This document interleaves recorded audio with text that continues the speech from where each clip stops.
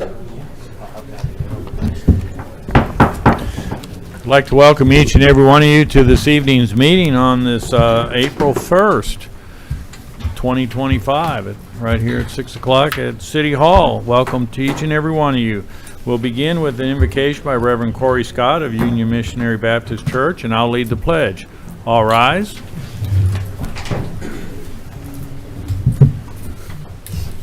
Let us pray. Gracious God, our Lord, we thank you for this afternoon, this opportunity to come together to discuss business concerning your city and your citizens. We pray now that you will help us to have helpful and hopeful dialogue tonight. And Lord, we pray that you will be pleased with everything that we do as we continue to try to make this city one of the best around. It's in your name we pray. Amen. Amen. Amen. Please join me in the pledge. I pledge allegiance to the flag of the United States of America and to the republic for which it stands, one nation, under God, indivisible, with liberty and justice for all.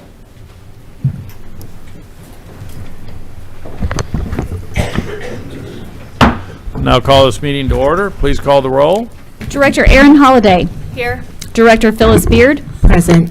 Director Marcia Dobbs-Smith. Here. Director Dudley Webb. Here. Director Karen Garcia. Here. Director Steve Trusty. Here, like a granddad. Mayor Pat McCabe. Here.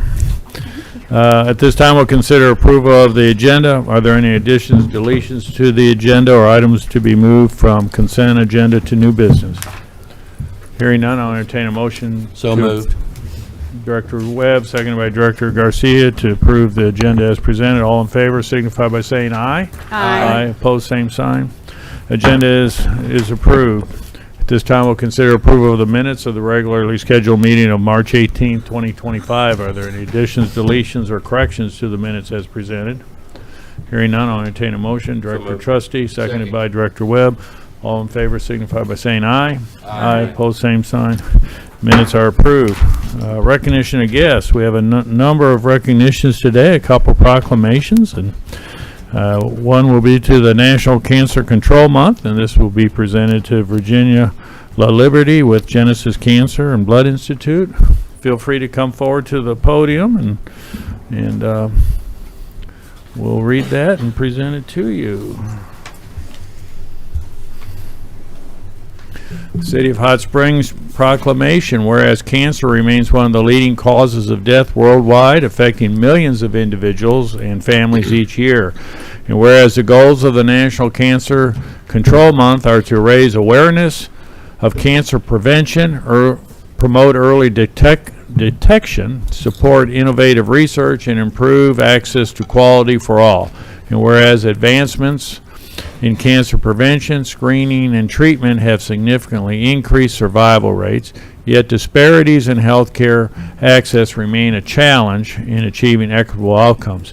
And whereas early detection through regular screenings for breast, colorectal, cervical, skin, prostate, and lung cancer saves lives and enhances the effectiveness of treatment. And whereas organizations such as the American Cancer Society and individuals such as healthcare professionals and community advocates in Hot Springs and across the nation work tirelessly to combat cancer and provide critical support to those affected, and are dedicated to educating the public, supporting those affected by cancer, and funding vital research. And whereas National Cancer Control Month is an opportunity to honor survivors, remember those we have lost, and recommit to the fight against cancer by promoting public education and community engagement. Now, therefore, I, Pat McCabe, Mayor of the City of Hot Springs, on behalf of the entire Board of Directors, do hereby proclaim April 2025 as National Cancer Control Month in Hot Springs. I encourage all residents to take proactive steps to reduce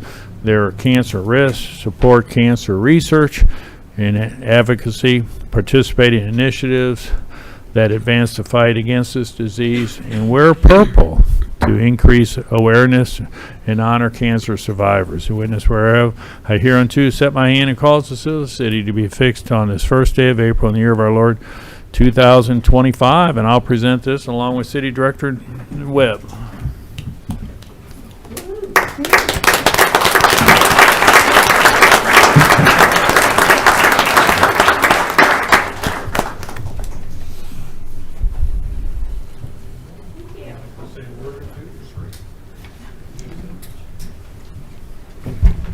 Thank you all again for once again supporting our cancer awareness initiatives. This April initiative is to mark Cancer Control Month, focusing on raising awareness, inspiring healthy action, and promoting early detection. The goal of this initiative is simple: ultimately to reduce cancer deaths by as much as 40% by the year 2035. This proclamation helps to amplify that message throughout our community, to spark conversations, encourage people to share resources, and encourage change across our community. As a reminder, our Relay for Life event to support cancer research initiatives, as well as a way to celebrate cancer survivors, is going to occur this Saturday, April the 5th, at National Park College at the Student Commons Center, beginning at 5 p.m. And we would love to see all of you there, as well as others in our community. Thank you again. Thank you. Appreciate all that you do. Our next proclamation will be to present it to Lindsay Pelton, President of the Hot Springs Junior Auxiliary. And the proclamation is for Junior Auxiliary Week. Lindsay and others can feel free to come forward. Proclamation. Whereas the Junior Auxiliary of Hot Springs, Arkansas, a chapter of the 83-year-old National Association of Junior Auxiliaries, represent a serious endeavor on the part of women to be active and constructive participants in the community and to assume responsible leadership in meeting community needs. And whereas the mission of the National Association of Junior Auxiliaries is to encourage member chapters to render charitable services which are beneficial to the general public, with particular emphasis on children, and to cooperate with other organizations performing similar services. And whereas the Junior Auxiliary of Hot Springs works actively to perform the mission of the National Association of Junior Auxiliaries in this community since 1956, and we appreciate its efforts. And whereas the Junior Auxiliary of Hot Springs has been instrumental in promoting educational opportunities, health initiatives, and charitable activities that address critical needs within our community, ensuring a brighter future for generations to come. And whereas Junior Auxiliary Week provides an opportunity to celebrate and recognize this organization's and its members' invaluable contributions to our city and inspire others to engage in meaningful service. Now, therefore, I, Pat McCabe, Mayor of the City of Hot Springs, on behalf of the Board of Directors, do hereby proclaim April 6th through the 12th, 2025 as Junior Auxiliary Week in Hot Springs, Arkansas, sponsored by the National Association of Junior Auxiliaries, and encourage all citizens, civic and fraternal groups, news media, and other community organizations to join in the salute to junior auxiliary volunteers who have been essential presence in this. And witness whereof I hear to set my hand and cause the seal of the city to be affixed on this first day of April in the year of our Lord 2025. And thank you.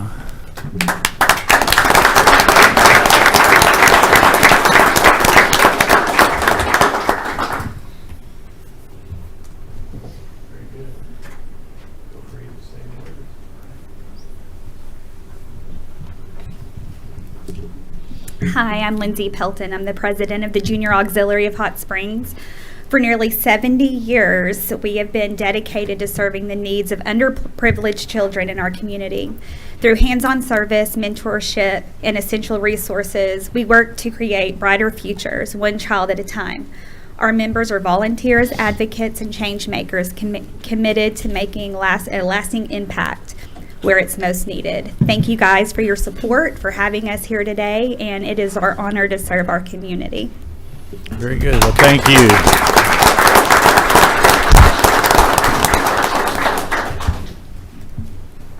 Now I'd like to call upon our City Director of District 5, Karen Garcia, to introduce some special guests. Thank you, Mayor. About a couple of weeks ago, I had the opportunity, as well as Director Trustee here, and we met some of our hometown heroes, but I call them sheroes, because these are young women that just amazed me when I heard their story and understood what they had done to save people's lives, young children's lives, and they are amazing young women, and I would like for all of us, the entire board and our audience and everyone viewing, to hear their story and meet them. That's Ellie, Anna, and Madison, and I don't see one of them, but she's on her way. Hopefully she gets here. Okay. I think she had soccer practice. Oh, softball practice, I understand then. I just wanted to share a little bit of the backstory right quick. Recently, we worked with the Chamber of Commerce and held a lifesaver ceremony. When we come across individuals in the community who do extraordinary acts, we like to recognize them publicly along with any first responders that has helped us. So these young ladies who heroically saved the lives of 2 small children on 2 separate occasions, they were ages 3 and 4 years old, who had drowned. They immediately performed CPR until we arrived, LifeNet arrived, and because of their quick thinking under a stressful moment and the brave actions, those little boys will live on to enjoy their lives. So please just help me congratulate these hometown heroes.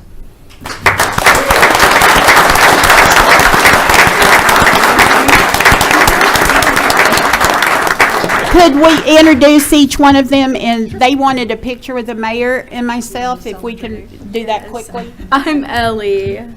And where were you working? The Hot Springs Country Club. She was a lifeguard and did a great job. I'm Madison. I wasn't working. I was at home with my nephew. Tell them you saved. I saved my nephew. He was at we were celebrating our 4th of July. So.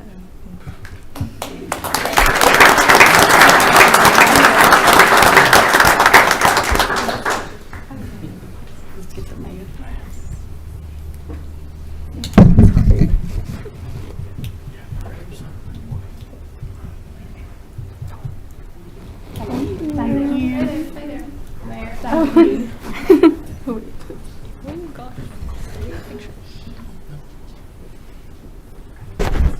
Thank you so much.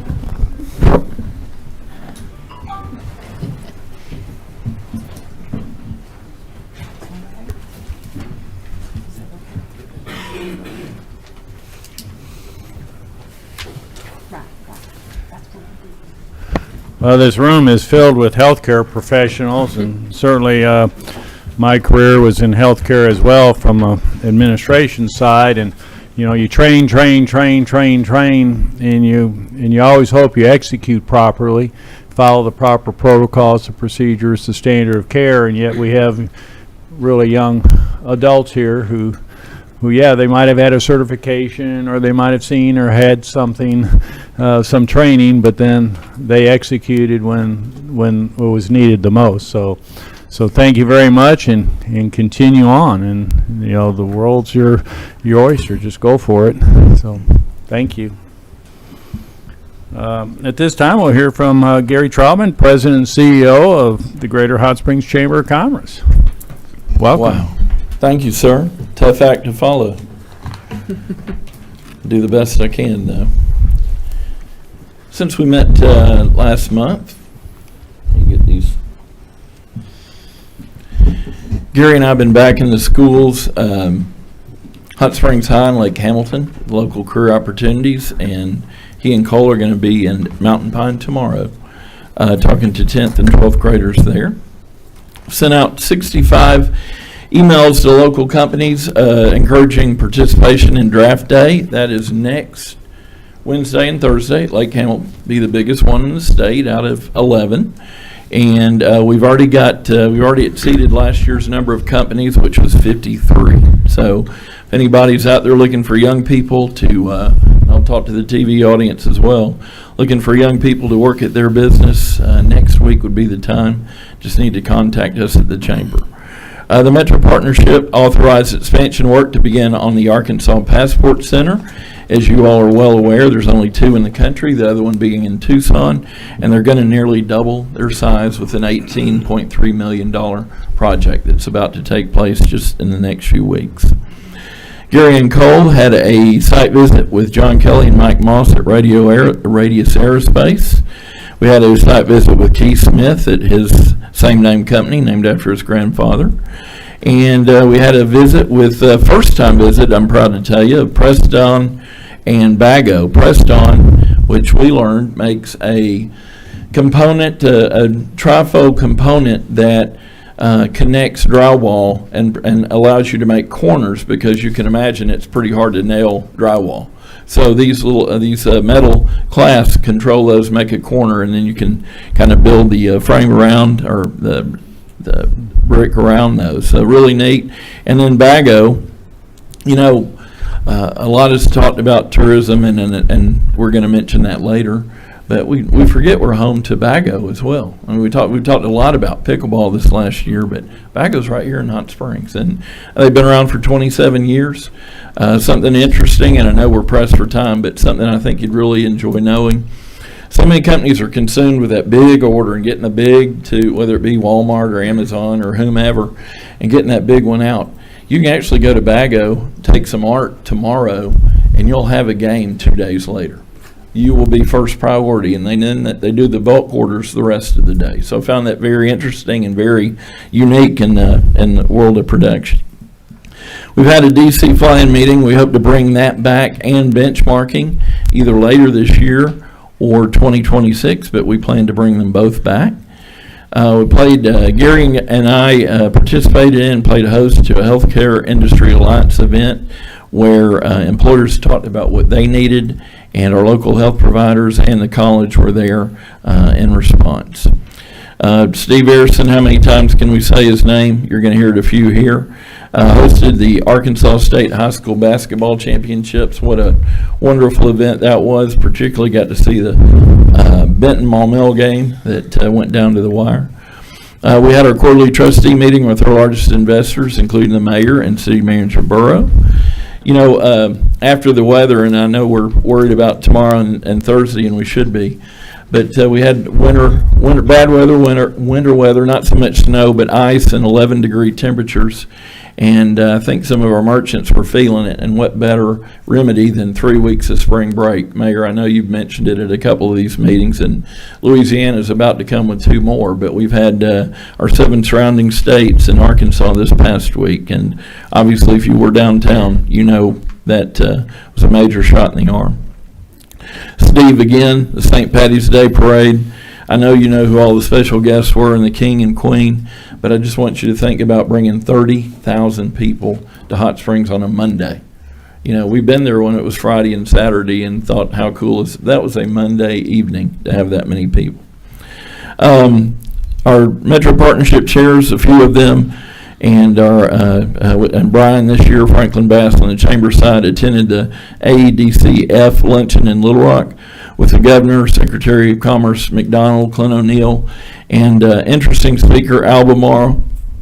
Now that's not obviously coming to Hot Springs, but Southern Arkansas and the effects lithium is going to have in electronic vehicles. El Dorado and Magnolia are poised to be next big boom towns with that coming along in the next several years. Gary and I participated in mock interviews with seniors at Lake Hamilton. Cole and I hosted the 4 members of AEDC staff and got to spend 2 hours telling them why they should be promoting Hot Springs over other communities in the state. And then we had a site visit with one of our local aerospace companies who is looking for exponential growth in the next few years, and we opened a project file on them. I was honored to get to give the Welcome to Hot Springs speech again this year to Leadership Arkansas, and then introduce Eric Jackson as he talked about the effects of tourism dollars in our rich and sometimes not so savory past. We've had multiple meetings actually with a group interested in learning more about Hot Springs overall and the Majestic site. Steve was nice enough to meet with us on one time, the committee, and then we met earlier this afternoon at Oaklawn with the group. So we're continuing to try to get you all comparison rank and rate sometime this summer on at least 2 projects. We all know about the library. We're trying to give you a comparison on at least 2 projects. Batesville, ironically, and didn't know this, but Batesville has been very innovative, as have you all. They've taken measures, got new water, new wastewater. They're expecting later this year, and so they did the same thing that you all did. They did a housing study to anticipate future growth and to be prepared for it. So they'll probably learn more from us than them, but we will be comparing notes with them as we go forward. Cole and I had a meeting with Brian Gerke, always good to bounce ideas and projects off of him and transactions. And I don't know who had Sandman on Saturday, but if you did, you were very happy. 68,500 people. The U of A band playing the national anthem, the fight song. For real horse fans, the Kentucky Derby winner, it's owned by the Hambies and Gassaways. Mystic Dan was there, as well as Horse of the Year Torpedo Anna, $4 million in prizes. And I did have Sandman. I'm just going to say had to go to a cousin's funeral in Dallas. First Derby I missed in 30 years, but everybody in the hotel in Dallas knew I won that one. So yesterday I met with Joe Quinn from Rogers. He's with Good Roads, Arkansas. He's planning an event that I will tell you all much more about in July that he's going to host here, involving our highway commissioners, not to be confused with the event we host in October when we will bring them back. I want to thank particularly Directors Holliday, Garcia, and Trustee for coming to our banquet earlier today, and City Manager Burrow for giving out an awards. But our Metro Partnership awards were held at National Park College with National Park Medical Center sponsoring. And real quickly, I'll conclude with this. Preservation champion was the Lofts at Creek Street, which right down the road to see those. Downtown Trailblazer, Bathhouse Row Lofts, which are Ben Van Wagner and Toddy Petard, partnership between the two. Trending Upward Awards, J&S Hospitality, Jeannie and Sadiq Mir, who own J&S Italian Villa, Indulge, the Ohio Club, and Copper Penny. Pretty popular award today seemed to be the Economic Leadership Award presented to Steve Arison, and as noted, it could have been a Lifetime Achievement Award. Economic Force Award to Amazon for being the big project of 2024, and a Chairman Award that Vince got to give himself. He decided to present to Representative Les Warren for all the help he's been in everything that we've done this year. So, Mayor, that concludes my report. Happy to try to answer any questions. Any questions of Mr. Trotman? Thank you. Thank you all very much. At this time, we'll hear from our very own Mr. Bill Burrow with the City Manager's report. Bill? Thank you, Mayor, members of the board. As I typically like to do, I want to lead off with some of our new hires and promotions that we've had in the city. We welcome Greg Asher in Utilities, as well as 3 Hot Springs Police Department officers, Easton Keller, Zachary Alexander, and Giovanni Herrera. I want to welcome them to our City of Hot Springs family. Also want to recognize Jenny Deaver. She's been promoted to the Senior Inspector in Neighborhood Services. On that same kind of a line, on March 28th, the Hot Springs Fire Department held its in-house Fire Academy graduation, and the following firefighters were recognized for successful completion in the Hot Springs Fire Department Firefighter 1 and 2 Academy. That was Cooper Brooks, Micah Ferreira, Kevin Godwin, Colton Goss, Javis Williams, and Brad Ragsdale. And Brad is someone that went through training with us. He's a fireman for the Hot Springs Village. So glad to recognize all 6 of these individuals, and glad they're serving our city. Animal Services, just talk a little bit about the kennel permits. Any kennel permit holder, whether they are individual or businesses within the city limits of Hot Springs, owning more than 4 animals within the city, or operating a 501c3 rescue with more than 4 animals, have until April the 9th to apply and submit proper documentation for the 2025 Hot Springs Kennel Permit.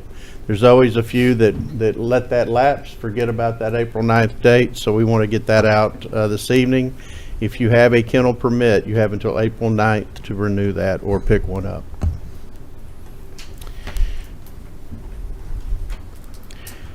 On Friday, April the 11th at 2 p.m. at 411 Hollywood Avenue, the City of Hot Springs Parks and Trails Department will host a rededication ceremony for the Hollywood Park Dragon. The sculpture was repaired, cleaned, and repainted in the fall of 2024 by the original sculptor, Alice Miller. Also, the new mile markers for the Hot Springs Creek Greenway Trail will be on display in the park for attendees to see those before they're installed. All of these mile markers have been hand-painted by local artist Julie Williams, except for the dragon mile marker, which was painted again by Miss Alice Miller. Each mile marker represents the area of the greenway in which it will be installed. We appreciate those volunteer efforts, and I'm sure those are going to look very nice as they unveil those. Speaking of unveiling, The Parks and Trails Department, along with engineering, has been working hard with the local artist, Long Wazoo, on placement of his newest statue called The Visitor. The Visitor is a 12-foot bronze statue of a Native American woman on horseback representing Hot Springs' rich heritage and natural beauty. It's setting on a 12-foot granite base. The sculpture was born from the love of two visitors for the community of Hot Springs and nourished by countless others through their shared vision. We welcome everyone to come to the official unveiling of this masterpiece. It's going to be held April 7th, which is Monday, at 5:30 at Hill Wheatley Plaza. The statue will be there at Spring in Reserve Street, Central in Reserve Street in the fountain. That's about a $500,000 statue that we've got up there, and we were looking forward to the unveiling this Friday, but with the inclement weather that we have coming in, we're going to postpone that till April the 7th at 5:30. The Solid Waste Department is hosting its annual Spring Fling event Saturday, April 26th through Sunday, April 27th. They'll start pulling bins in about 3 o'clock for residents to be able to clean out the garage, spruce up the yard, and ditch any unwanted items in a nearby roll-off container during the Hot Springs Solid Waste Department's annual Spring Fling cleanup. And that's rain or shine on those dates. City residents are encouraged to clean their neighborhoods, including nearby vacant lots, and discard items free of charge in the roll-off containers. All these containers will be placed in all 6 districts. There'll be one located near you. No tires, paint, or hazardous waste will be accepted. There will be an additional household hazardous waste event coming up in October. Throughout March, Gosling Construction has been creating a new improved crosswalk and ADA ramp area to replace the existing ones at the intersections of Convention Boulevard and Opera Street. This is one of the several sidewalk areas to be improved in the Sidewalk Improvement Project. This contract includes sidewalk and ADA improvements to the downtown Central Avenue, Alpine, Bell, Civic, Exchange, Laurel, Oaklawn, Olive, Opera, Palm, Spring, 3rd, and Valley Streets. It's more sidewalks than we've ever done in a year. And again, this goes back to the people voting to extend our Roads Now tax. So we're pleased that we're able to do this kind of work. We've never been able to do this much before, along with about 23 miles of paving. So really appreciate the public's trust in allowing us to move forward with those projects. As of March 26, Diamond Construction and KJAX contractors have completed 13 miles of the finished water transmission main, which begins at the new water treatment plant off Amity Road and ends at Broderick Street, there by the expressway. All sections have been pressure tested and water samples tested and cleared by the Arkansas Department of Health. So very excited about that. That completes the entire, all of our potable, all of our raw water lines are now in, about 30 miles between the two. Big work over the past year and a half, and pleased to see that coming to fruition. During the month of March, several departments and divisions visited approximately 400 address points in the area between East Grand Avenue, Spring Street, Festival Street for the city's first Operation Clean Sweep of 2025. Neighborhood Services distributed 399 informational packets relating to city surfaces and issued 60 violation notices, while the Solid Waste Department's CAS program made 84 stops and collected 16.4 tons. The next Operation Clean Sweep will take place between July 7th through the 25th. The focus area will be between West Grand and Hobson Avenues from 3rd to Mason Streets.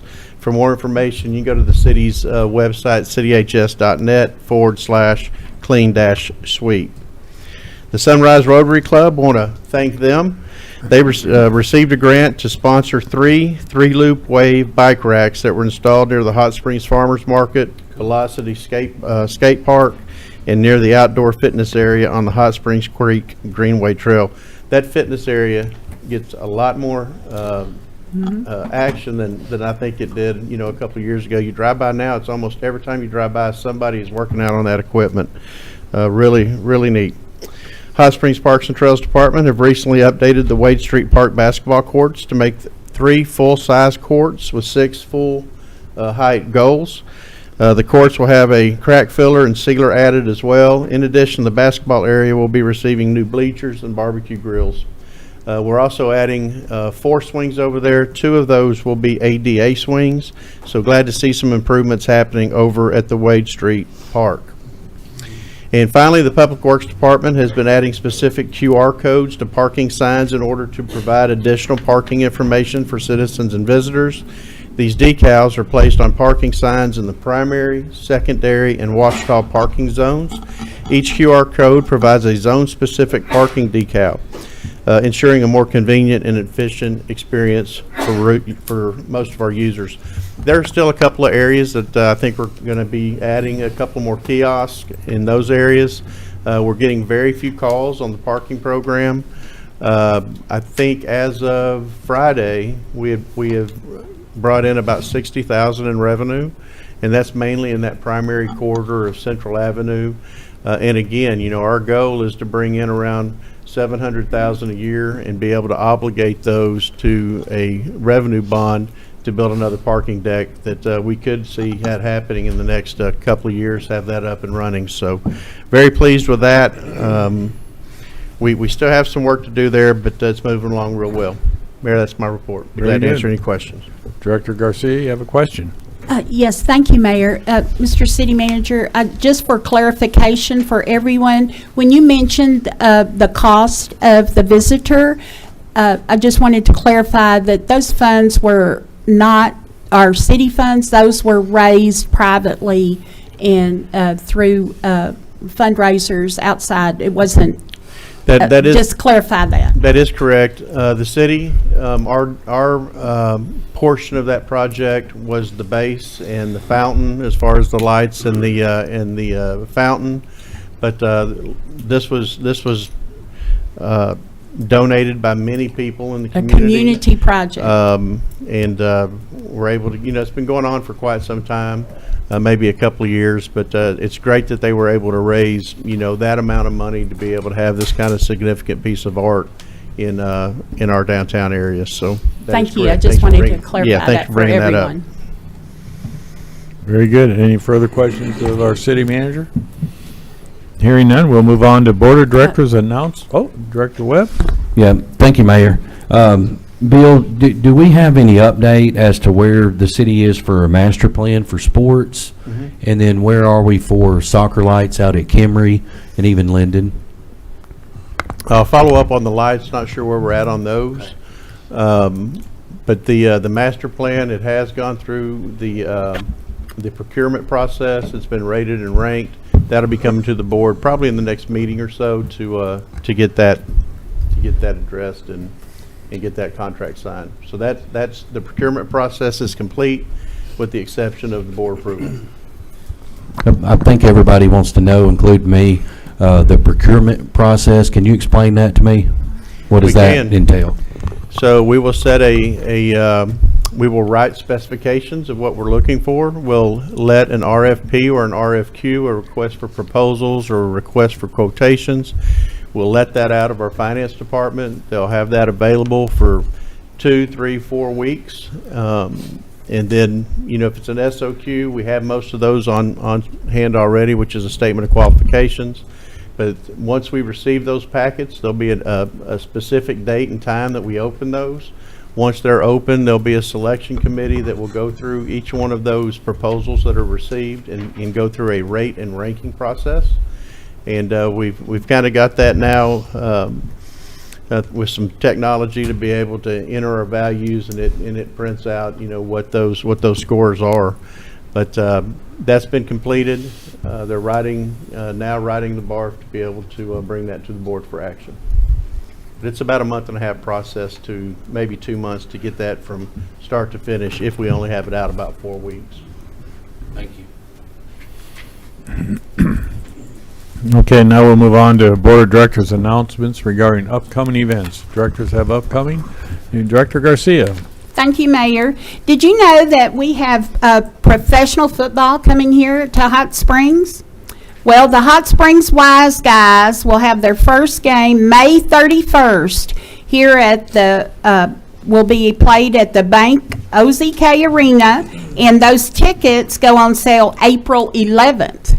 So the game is scheduled for Saturday, May 31st, And the website is hotspringswiseguys.com, and those tickets will be on sale April 11th. This is an expansion team of the Arena League, and this was a lot that went into this, and several of us were there at their announcement, and it's bringing a lot of excitement that will be here through the summer for arena football here in Hot Springs with the Wise Guys of Hot Springs, and they will take on Axeman. Be there. Director Webb? Thank you, Mayor. So moving to another sport, sumo wrestling. All-Star Sumo will be here in Hot Springs, April 11th, 6:30 p.m. Also at Bank of the Ozark Arena. 6 world-famous sumo champions will compete in an elite sumo round-robin tournament. Doors open at 6:30 p.m. The tournament starts at 7:30. Tickets are $25 general admission, and then $55 for floor seats. So a lot of good sports coming to Hot Springs. Sumo wrestling, football, lots of baseball at Majestic Park. Softball out at Kimry. Good stuff happening. I think they've got 844 kids signed up to play in our leagues. Yes. Yes. Yeah. And that's an even improvement from last year. That's all I got, Mayor. Thank you. Very good. Director Holliday? Thank you. Okay, so kind of in the sumo theme, maybe a little less sport, but the day after the sumo competition, we have the Arkansas Cherry Blossom Festival. It will be on April the 12th, starting at 10:30 a.m. also at the Convention Center. Here you will be able to see a world of Japanese culture. It's free, family friendly. There's a few activities that will have a small cost, but it's open for everyone all afternoon on April 12th. And then that evening is the 2025 American Craft Sake Festival. Again, April 12th, it starts at 6:30, goes till 10 p.m. It's also at the Convention Center. It is the biggest celebration of American craft sake. There's top brewers from all over the country coming in, live music, Sake 101 education, and lots of samples. So it will be a busy, busy day at the Convention Center. A lot of fun. So hope to see everyone there. Any other, Director Trustee? Thank you, Mayor. President Troutman talked about the Lake Hamilton draft days that were happening the 9th and the 10th. On April the 8th, former employer of mine, National Park Career Services, will have their job fair at 101 College Drive. They invite everyone to attend the job fair hosted by NPC Career Services, April 8th from 10 a.m. to 2 p.m. in the Student Commons. There will be approximately 60 employers in attendance. It says bring your resume and dress for success. Didn't say anything about getting a haircut, so I might go. There will be multiple drawings for door prizes, giveaways for local businesses, and the opportunity to network with employers. It's free and open to the public, and that's April 8th from 10 a.m. to 2 p.m. Very good. Any other announcements? Director Dobbs-Smith?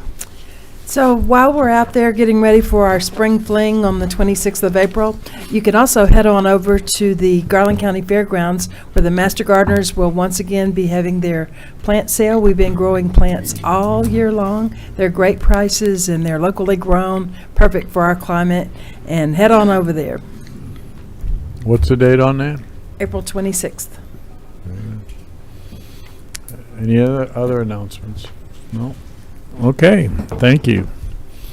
We'll move on to consent agenda. These are of a routine nature. They do not merit individual discussion, so I'll entertain a motion to approve the consent agenda as presented.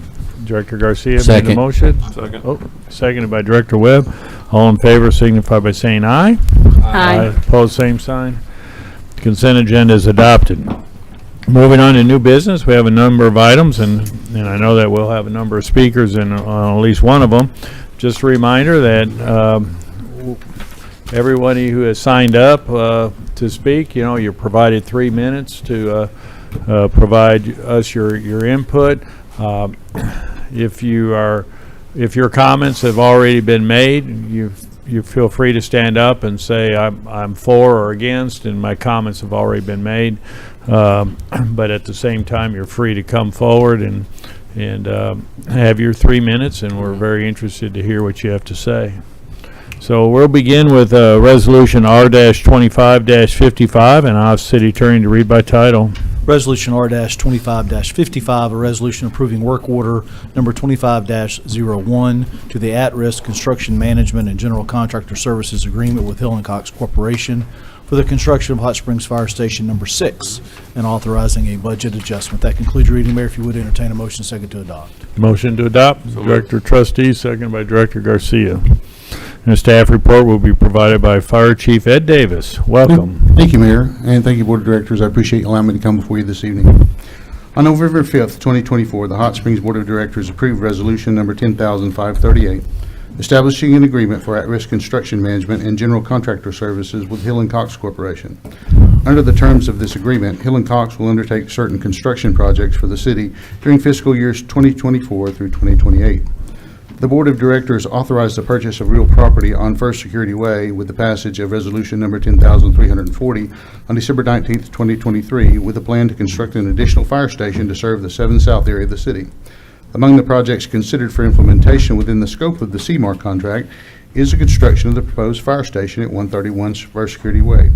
Work pursuant to the CMAR, Construction Manager at Risk contract with Hill & Cox, will be done by issuing a work order to that contract.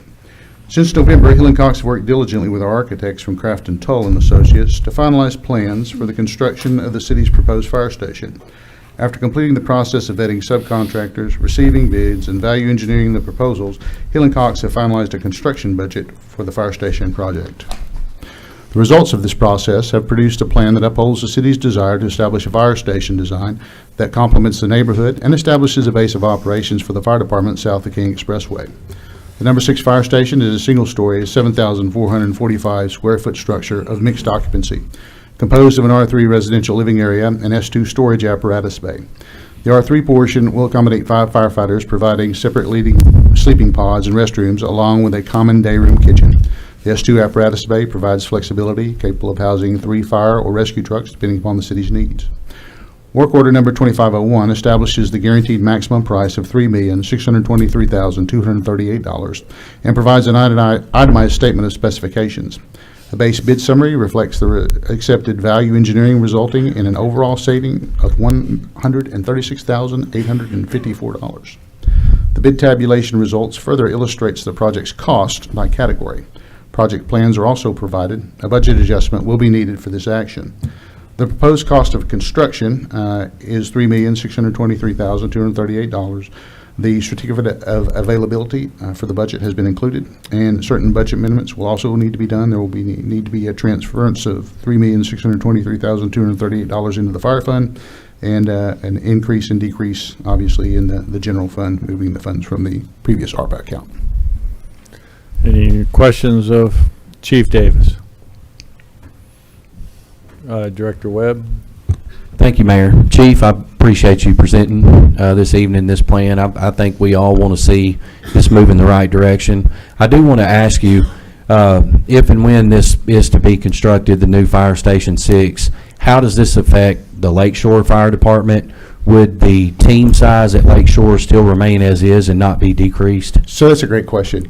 So initially, it will stay the same. What we will probably do in the future, if the city does grow more southerly, in other words, if it takes in some of those areas around the lake, does an annexation, say of Long Island or some of those other areas, we would actually need to shift Truck 10, the aerial component that's at the Lakeshore Fire Station, to this fire station on First Security Way. You want to get the best coverage that you can for your aerial devices and your pumpers, and if the city did choose to annex that area, we would need to adjust that aerial device. As far as the team size, would the team size remain as is? It will remain as it is and unless not the future does a future annexation. And then at that point in time, I would come to the city manager and say, we need to move this piece of equipment to First Security Way. But as it is right now, the best coverage is out of the Lakeshore Station.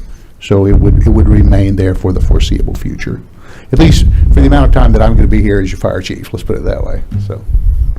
But now this is talking about the equipment. I'm talking about the the men, the firefighters? So the and women equipment too? and the manpower would need to stay the same. Okay. So minimum manning on an aerial device in Hot Springs is 2 persons.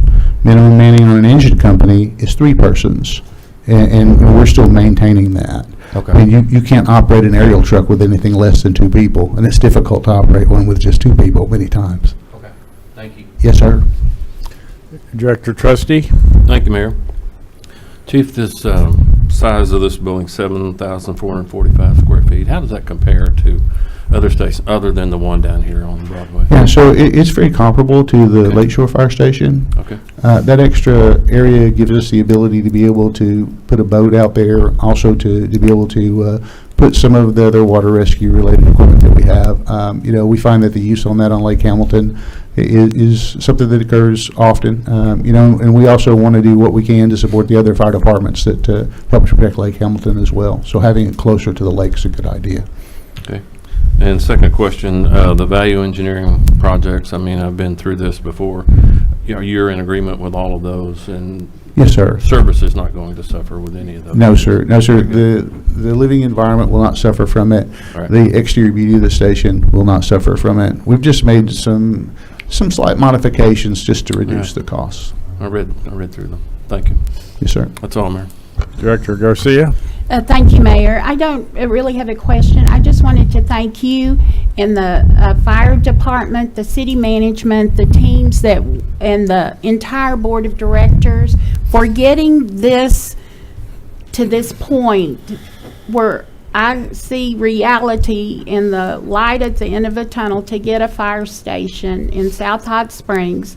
I have heard from residents for over 40 years about this. Since I first campaigned in 2010, this has been an issue from constituents every year for public safety to get a fire station here. And I want to thank everybody that made this to this point. Thank you. Well, the board's making it possible. If you Well, vote thank tonight the to entire approve this, board, yeah. I mean, you are the ones that are actually doing it. We're just the conduit that it'll flow through. And that's with everything that we do. I mean, we are basically the conduit of your will in the community, and we appreciate your indulgence on this issue. Any further questions of Chief Davis? Thank you. We have one individual who signed up to speak on this resolution R-25-55, and that's Mr. Andrew Davis. Pardon? They answered the question. Okay, thank you. Anybody else in the audience that might not have had a chance to sign up want to speak on this resolution? Seeing none, we'll move on to discussion amongst directors. Any discussion? Hearing none, please call the roll. Director Holliday. Aye. Beard. Aye. Dobbs Smith. Aye. Webb. Aye. Garcia. Aye. Trustee. Aye. Mayor McCabe. Aye. Resolution's adopted. Now we'll consider resolution R-25-56, and I ask City Attorney to read by title. Resolution R-25-56, a resolution awarding a bid to Grant Garrett Excavating, Inc. for the Washita Water Treatment Plant Backwash Lagoons. That concludes your reading, Mayor. If you would entertain a motion second to adopt. Motion to adopt. So moved. Director Webb, seconded by Director Garcia. And staff report will be provided by Mr. Todd Pillar, Engineering Project Manager. Welcome. Thank you, Mayor, and good evening. We took bids on March 3rd for the 2 new lagoons we need out at the lake, or at the Washita Water Plant, the existing water plant. There are 2 5 million gallon lagoons, and it's a huge earthwork project. And Garrett Excavating, their bid was a total of $5,067,809, and our engineering construction estimate was $5.1 million. And the existing lagoons, the first pond was built in 1966.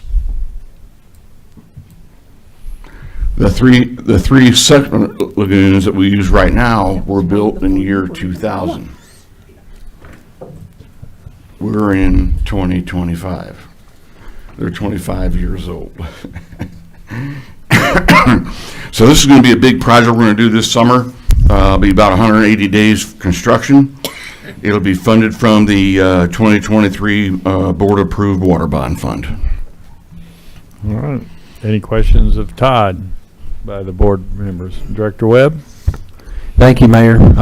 So Todd, I appreciate hearing that we are able to, make this move under what we anticipated the total cost being.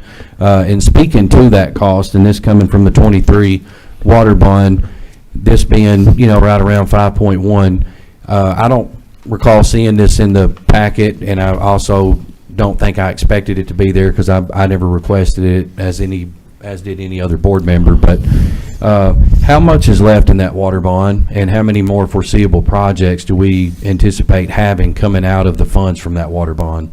If you don't know what that is tonight, just could we maybe pass that to the board members in the next couple of days? Yeah, if you go down to my office and look at my whiteboard, it's all on my whiteboard. Okay.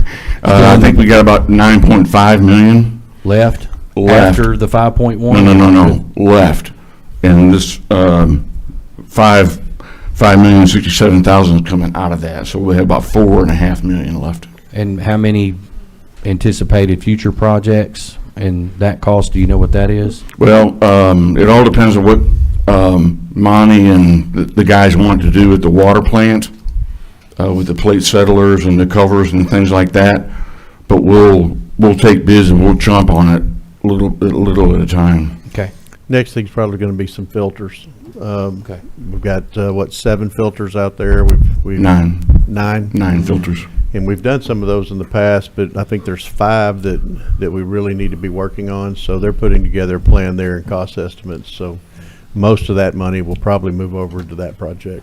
Are we anticipating reaching every goal that was set out to achieve using these bonds with what's remaining? Yes. We are? Okay. Yes, sir. Thank you. Any additional questions of Todd? Thank you. Anybody you. sign up? Nobody signed up. Any discussion amongst directors? Hearing none? Director Beard, did you? Okay. Hearing none, please call the roll. Director Beard. Aye. Dobbs Smith. Aye. Webb. Aye. Garcia. Aye. Trustee. Aye. Holliday. Aye. Mayor McCabe. Aye, resolution's adopted. Moving on to consider resolution R-25-57, and I'll ask city attorney to read by title. Resolution R-25-57, a resolution approving the Community Development Advisory Committee CDAC prioritized recommendations for the fiscal year 2025 Community Development Block Grant CDBG Annual Action Plan.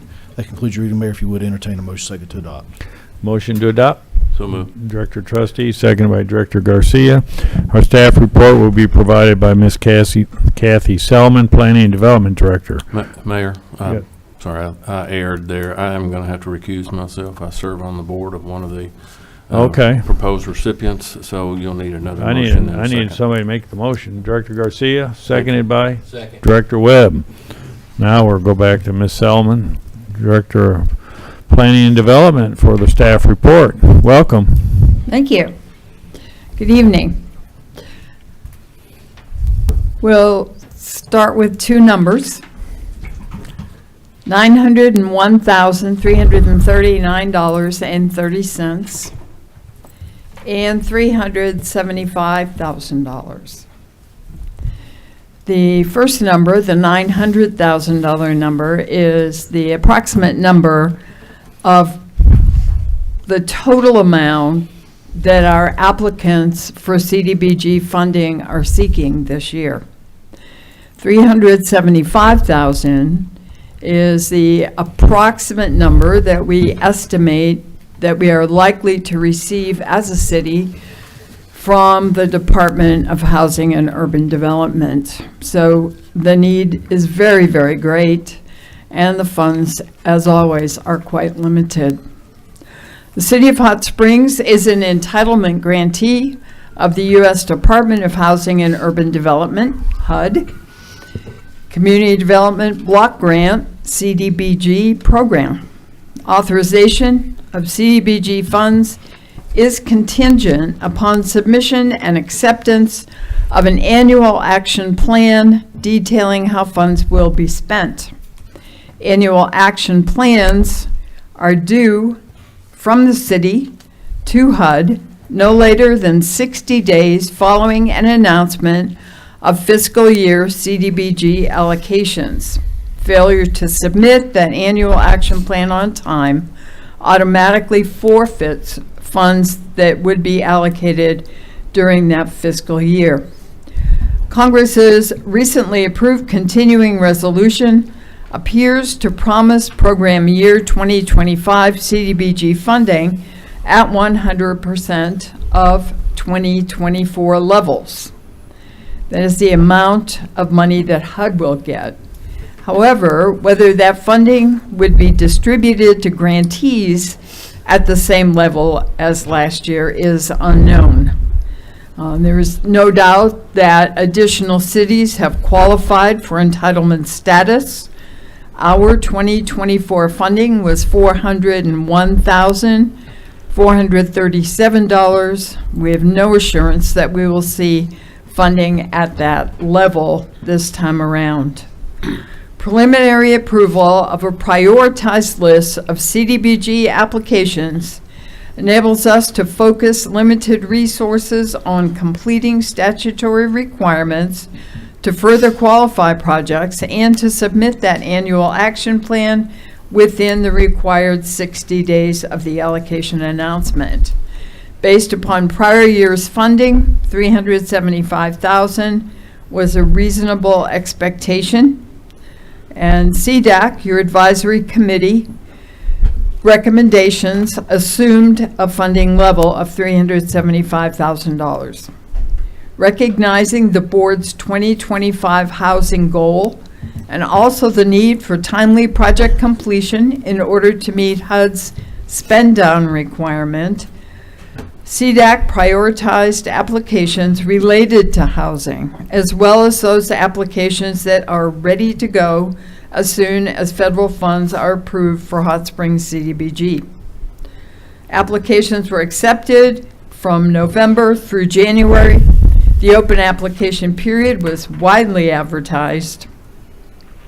14 eligible applications were received, representing 7 nonprofits, 2 neighborhood associations, and 2 city departments. Eligible applications were made available for review and comment on our website and in the Planning and Development Office through February of 2025.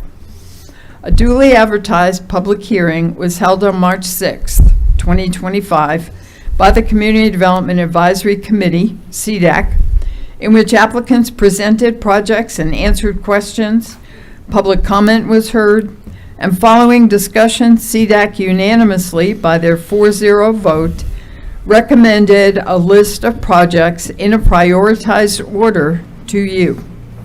17 residents attended the meeting. 2 comments were heard and considered during the meeting. It's necessary to talk a little bit about HUD's requirements this year. There are caps for certain kinds of projects under the Community Development Block Grant requirements. HUD specifically caps administration and planning. That cannot exceed 20% of the grant total. So what you see recommended from CDAC represents that 20% cap. Public service activities cannot exceed 15% of the grant. C4K, crime prevention, and high impact movement are public service programs by HUD definition. If 2025's grant is $375,000 as estimated, no more than $56,250 can be available for public services. And respecting that, CDAC split that amount and is recommending $28,125 for each applicant. Partial funding. Because the requests at over $900,000 far exceed our estimated grant amount, CDAC recommends funding, but at a reduced level for several applications. CDAC recommends 2 Habitat for Humanity applications, spot blight abatement and property acquisition, as their number 2 and number 3 priorities because of the board's housing goal. CDAC is recommending that those projects both be funded at 50%. Likewise, Gateway Neighborhood's sidewalk request for the Wade Street Park area and pedestrian access to the Resource Center are recommended for partial funding. Phoebe, People Helping Others Excel by Example, has an ongoing rehabilitation project at the John Lee Webb House.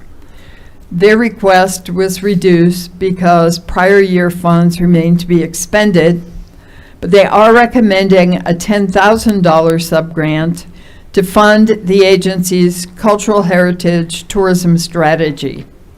Environmental studies are ongoing for the John Lee Webb House. Those are being funded through the Brownfields program and not through CDBG. CDEC has not recommended funding for several projects for 2025. They are not saying that these are not projects that are worthwhile. They are saying at this time they are not recommending funding. The north side of Morrison Street sidewalks were not recommended for funding because Morrison Street does have sidewalks on the south side now. Stone of Help Resource Center's application was noted as possibly being premature, as the application was more conceptual than detailed, although very worthwhile. Ms. Bin's home was renovated almost 20 years ago through the Community Development Block Grant Housing Rehabilitation Program, and the 2025 request from Ms. Bin's appeared in many ways to be for ordinary maintenance and repair. The resolution lists the projects in order of priority. They are administration and planning, 2025 spot blight abatement, 2025 property acquisition, Palmetto Street sidewalk next to Langston Elementary, sidewalks near Wade Street Park, rehabilitation of the interior of the historic John Lee Webb House, which was converted to the $10,000 for heritage tourism consultation, the Potter Street Neighborhood Renewal Project, OCYFS Support Service Center windows, C4K crime prevention, HIM Academy, access to the Resource Center, Morrison Street sidewalks, north side, Stone of Help, Resource and Life Center, and Melody Bins in that order. And the final 3 projects are recommended for no funding in 2025, but to be reconsidered at a future time if those projects come back. Now, you're probably wondering what are these that are at your places. We have supplemental information for the C4K crime prevention program, detailing who, what, where, and when, and what the associated costs are. And likewise for the high impact movement multimedia program. And so that again tells you who, what, where, when, and how much all of that costs. That was not included in the original application, not in your packet, and came in just within the past few days. We thought that you would want to see that as you make your decision for funding. I think that's it. I hope it is. I bet you hope it is. Any questions? Thank you. Any questions of Ms. Selman? Pardon? Director Garcia. Thank you. You did a great job in our agenda meeting going through everything as well as you did tonight, and I appreciate you providing, and the organization providing this additional information. And as you stated, we don't know what the funding will be, but for clarification for everybody, if it's less than or greater than, you still have a process that goes through the allocation. We do. If the grant should be less, then we are estimating, again, we're estimating about $375,000. Then whatever the amount is that is given to the city will go down that list in the priority order that you approve, and will fund to that point. That may result in partial funding only for whatever the last project is that we get to. If there should be additional funds available, we have two contingencies there. One is that the project providing access to the resource center would be fully funded up to the amount that they requested, because that project fell victim to drawing the line at 375. And CDAC would look at these projects again that are below the resource center, and which may have been funded at a higher priority but only partially. They will make another recommendation to you for you to make a final determination on those excess funds, which we hope we have, but wouldn't that be a surprise? Thank you very much. Thank you. Any additional, Director Holliday? Thank you. I actually have several. I apologize in advance. One, in looking at all of these applications, it appears that we don't have much in the way of match. I believe just one nonprofit specifically said they were asking for the match to be waived, but the other nonprofits don't have that noted. Also, I was curious, do service projects require a match? Do they still fall under that criteria we had in the past? Really sorry you asked about the service project match. I cannot recall. I do not recall. If a match is required, then that would be negotiated prior to the signing of a contract and agreement, should they be funded. Okay, thank you. Because I know in the past, long past, organizations could request that a match be waived, and that was usually specifically notated from CDAC, and there were really no notes from any of the nonprofits. So I wasn't sure if CDAC just waived all the matches, or if No. they talked about it. No. You're correct. One of the projects did request to waive the match. There is another project, the Potter Street Neighborhood Revitalization, which is requesting, I believe, in the vicinity of $45,000, but that is a project of approximately $513,000, and so this is only a small portion of that project. So on that one, while they're not requesting to waive the match, it appears that they are bringing about 90% of the project cost in through other sources. Okay, and I've got some questions about that project. The other question for you specifically, in some of the packages, they were missing kind of those final documents, whether it was the attachments or the conflict of interest, and I figured that was just an oversight, but for a few of them, the documents were there, but they were blank. Are those not required to be filled out for the application to be eligible? Yes, and again, no project will proceed beyond this stage without providing those documents. So prior to the execution of an agreement or contract for the funds, those would be required. And then the attachment list, which was several things, a lot of them more specifically HR. If no is listed for the majority of them, would that not imply that that project would be ineligible? I'm not sure what document you're referring to. Here, Sorry. the attachments, like your most recent 501c3, financial audit, 990, mission statement, all of that, it goes all the way down, conflict of interest, procurement, commitment letters, I don't know, it's like 20 lines. Most of the organizations said yes for most of them. I know some of them don't apply. We have one organization that left blank whether or not they submitted their Form 990, and it was no on their recent audit. And then several of those HR policies were all no's. Those, again, would be required prior to the execution of an agreement for funding. It is possible that some of the agencies, in fact, likely, are of such a size that an audit is not required. Typically, that is for an agency receiving $750,000 or more annually in federal funds. And we have few agencies in this area who fall into that.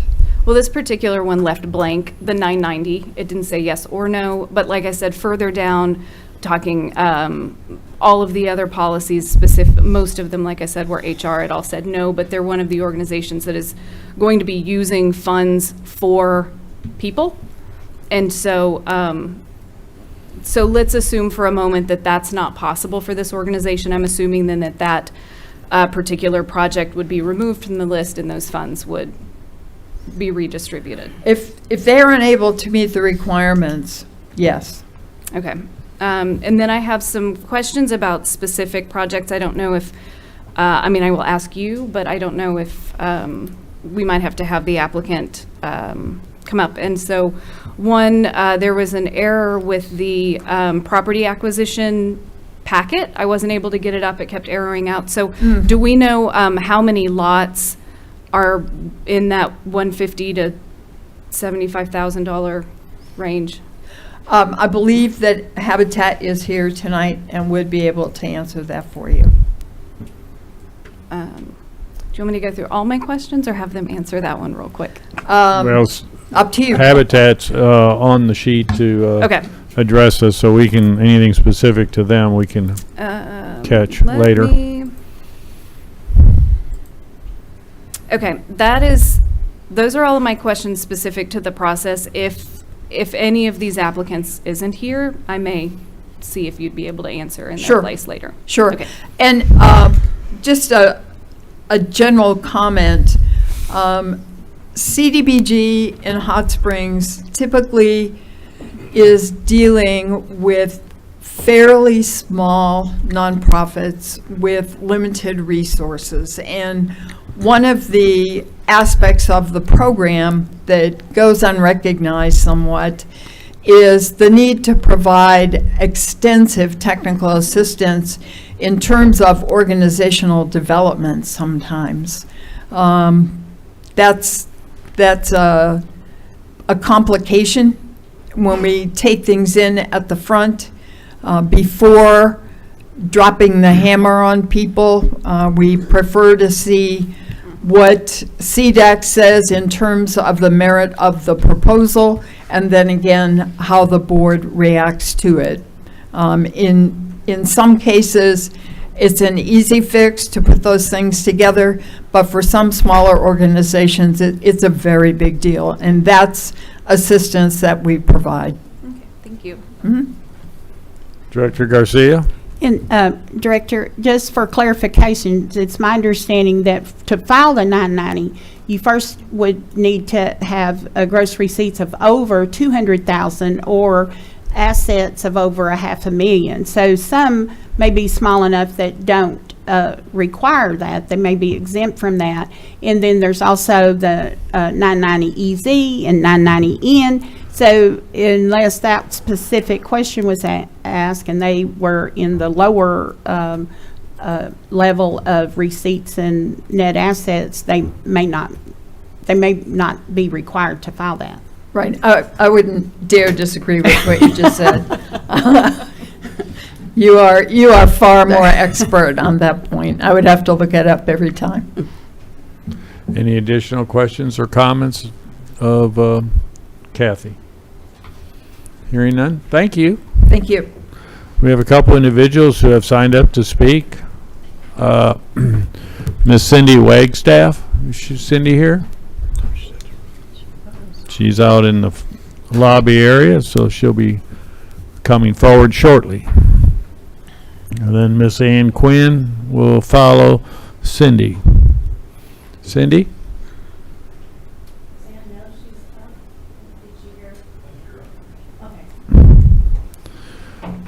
Mrs. Cindy Wagstaff, please restate your name, address, and district, please. I'm Cindy Wagstaff. I'm the Executive Director at Garland County Habitat for Humanity. We are at 240 Hobson Avenue. I'm sorry, I don't know our district. You're good. 2. I knew it. Thank you.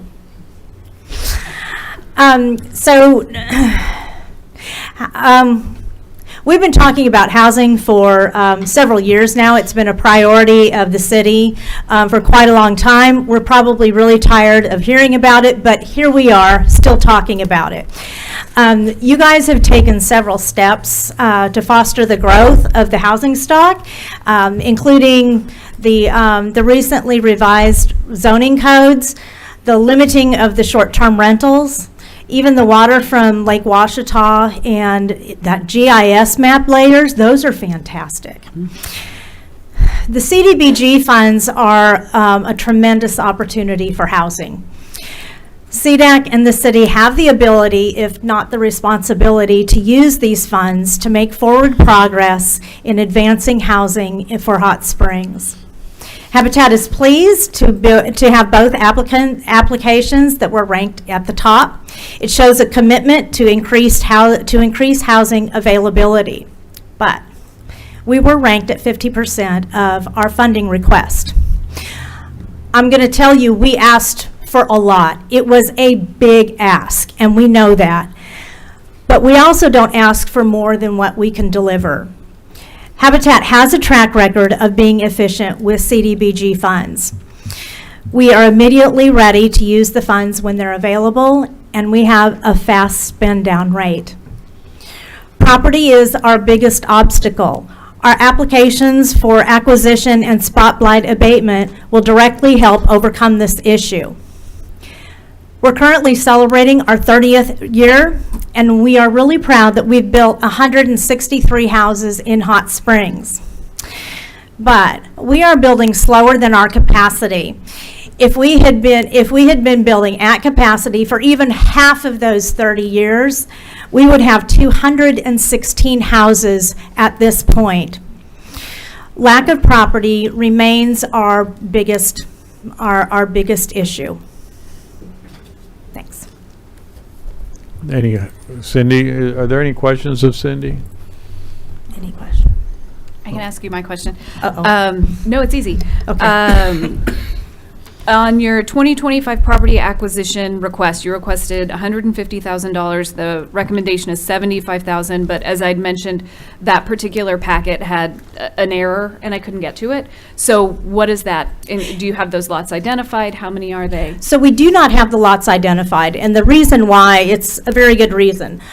So we're applying now, and by the time we're notified that it's approved, it's probably going to be October, unless there's an issue, like there was a couple years ago, and we just got the 2023 funding. So it's not realistic to offer somebody a price and have them sit for a year to 2 years before they actually get to sell it. So that's why. And as far as the issue you were talking about, I'm going to let Ann answer that for you because she's the one who actually writes the grants for us. So she has intimate knowledge of that. Perfect. Thank you. Any Anyone further else? questions of Cindy? Thank you. Thanks. Now we'll call upon Miss Ann Quinn. Please come forward and restate your name, address, and district, please. Hello, I'm Ann Quinn, Director of Operations for Habitat for Humanity. I'm at 902 Quapaw, and I'm in District 3. So I did want to follow up with what Cindy had talked about. So we all know the need for housing. That's not a conversation we need to have from the beginning. But this will give us, for the acquisition, we've asked for 15 lots. We've identified examples in that packet, so I'm sorry you didn't get to see the examples, but those examples are just different areas around the city that we have pulled property from and identified that is where we want to build. Oftentimes, the reason that we have two applications for both acquisition and the site plot abatement is we will have to turn properties down because there's a structure on it. A good example of this would be 120 Boaz. We have built a lot of homes on Boaz Street. We have the opportunity to purchase Boaz right now. There's a structure currently on it that was damaged by fire and is not repairable. If we could work in tandem with these two applications, then we can purchase the property, demo the structure, and put that property back into use. We know that our request was larger than normal, but that is because it has become extremely difficult to purchase property for us. We don't have the funds. We don't have any other way to fund that particular and critical aspect of our building program. And when we have to pay more for property, that means the families have to pay more for property. And right now, our families are paying a significantly lower amount for their mortgages than they do in rent.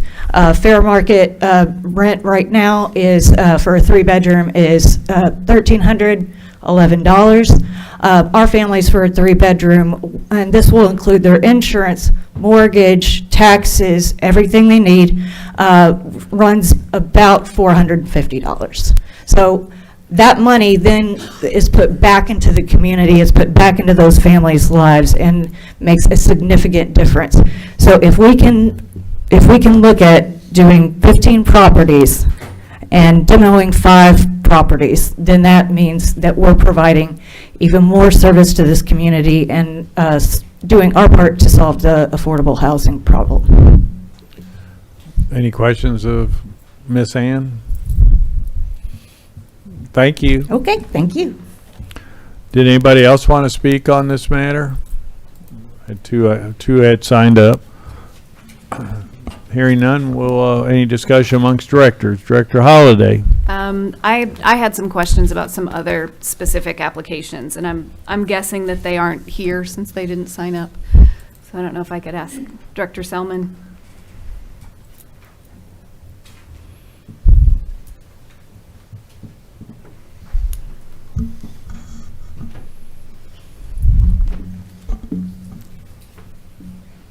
I hope you have answers for me. Okay, so going down the list, so number 6, we have the interior of John Lee Webb House. The packet, we have information all about the restoration of the interior, but you have referenced a study, reallocating that to a study, and I've kind of glanced back through and don't really have any information on what exactly that's about. Yes, that is true. At the CDEC meeting, they discussed the progress at the John Lee Webb House. The environmental study that was done for that project expired. The environmental work has a life, and that number of years expired. That meant that they had to start from ground zero with their environmental work before doing work that had been funded in a previous year. So looking at that and looking at the fact that the John Lee Webb House project had been able to obtain funds through the Brownfields grant project to cover the cost of that, they are now waiting to find out what the extent of remediation is going to be on some of the work at the house. While the meeting was going on, the Phoebe representative brought forward the fact that they, part of their mission in restoring the John Lee Webb House is to expand cultural heritage tourism in Hot Springs. And in that discussion, CDAC recognized an opportunity to provide some funding to the John Lee Webb House project that was not related to the physical structure itself. So there is no information about that. Again, if that's something that the board determines is fund-worthy, then that information will be obtained, reviewed, to be certain that what we're looking at, it falls into a national goal or objective and is a fundable project before any agreement or contract is entered into. Thank you. I have some questions about the Potter Street project. It appears that this particular organization does not own the lots, so part of this funding is for purchase, correct? Yes. Also, it discussed that once they are prepared with this $45,000, that they will then be sold for approximately $10,000 to a third party, which will actually do the rest of the development work, correct? That is the proposal. Whether that is the way the project will proceed, I think is something that remains to be determined. This is a project that has extensive funding coming from other sources, and what exactly will be the procedure with the lots that they acquire and improve, I think that remains to be seen. Based on how we do projects, I mean, Habitat, like they just said, they have 30 years. And this seems like it's a very similar process that will be taking place. But what assurances do we have that if we invest $45,000 in 3 lots, that ultimately there will be 3 houses on them? There is no assurance provided as to that. This is a portion of a larger project. There is concern about keeping those lots and the houses that would be built there affordable, what the method would be for doing that, and those details did not appear in the proposal. And we already discussed how the match kind of goes into that because it's such a small portion of the whole project. However, on page 8 of their proposal, it doesn't include the possible $30,000 of income that would come back from the sale of these I have that lots. with me. Let me take Okay, a look at that. thank you.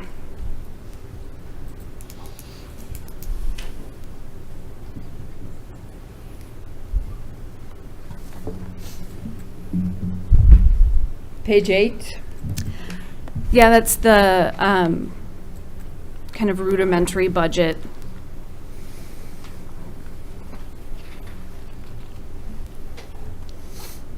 In what line again? Well, that's the thing, it's not there. No, it's not. It's So, not. but in the narrative, my understanding is that the city would be investing $45,000 in the purchase and improvement of 3 lots that would then in turn possibly generate another $30,000 of income towards the project, but that income is not on here. And so my question would have been for the applicant, what is going to happen with that $30,000? Right. And again, while this is an agency that has a track record, their track record does not include a project like this one. So again, the decision was made before going through a whole kind of vetting process to see each line item. We chose to present the concepts to CDAC as they were presented, and also to see if it was something that the board was interested in funding. In scope and in outcome, it could be seen, as you point out, as being similar to the Habitat model, but those details are not here. So whether this is something that is in fact different and brings something to the table that Habitat does not, it's not possible to compare them with what has been provided by the applicant. And I have kind of some more detailed questions for the two service ones, but I think that the information that we got this evening will probably answer those questions. And just kind of a point of clarification, this is our recommendation that we're submitting to HUD. However, when the funds come back, we will then meet again to approve the final list. So that is when, if someone is not able to generate a certain document or fulfill an obligation, we could potentially have another list. Yes. It could look different. Yes, tonight's activity is to determine whether the prioritized list and the kind of the funding levels that CDAC is recommending are things that you agree with. The annual action plan itself will come back to the board. We will continue to work with the applicants between now and then to fill in the gaps in information that exist on several of these projects. Again, the capacity of some of the applicants is limited, and that technical assistance from our administrator is a big factor in the success of some of these projects. Yeah, and I appreciate that. I'm not sure how in-depth anyone else on the board went into this, but I will say if anyone else is kind of following my logic here, I would like to amend this list, actually, where the Potter Street neighborhood project were reduced to 15,000. If she is successful with that project, that's great, and we could possibly do much more in the future. That would be one house as opposed to three, and then move that 30,000 up to, in order to keep it in housing, move it up to the Habitat property acquisition. And that is a motion to amend. We have a motion to Second. amend. We have a second. Any discussion? Director Garcia? Before we vote, I just wanted to understand, because it was my understanding that before any money goes anywhere, it will, as was my understanding, what was stated was it comes back when and if any funds and the amount of funds are awarded. And then it'll come back to us. Because in Potter Street, they said that they had reserves, other grant funding, and a line of credit that they could call upon if needed. And if they weren't were they required to produce documentation for all that in this part of it, or at the later date? They will be required prior to any agreement or contract being executed. We will need to see those documents demonstrating the actual availability of those funds. And when CDAC went through all this, this was the list after the hours they spent that they were comfortable with recommending to the board. Yes. And did staff have any disagreement with CDAC? I will say that staff's orientation was more directly focused on housing. Which is a big goal of the Which cities. was the board's big goal. And that would essentially be the area of not disagreement so much as emphasis. Thank you.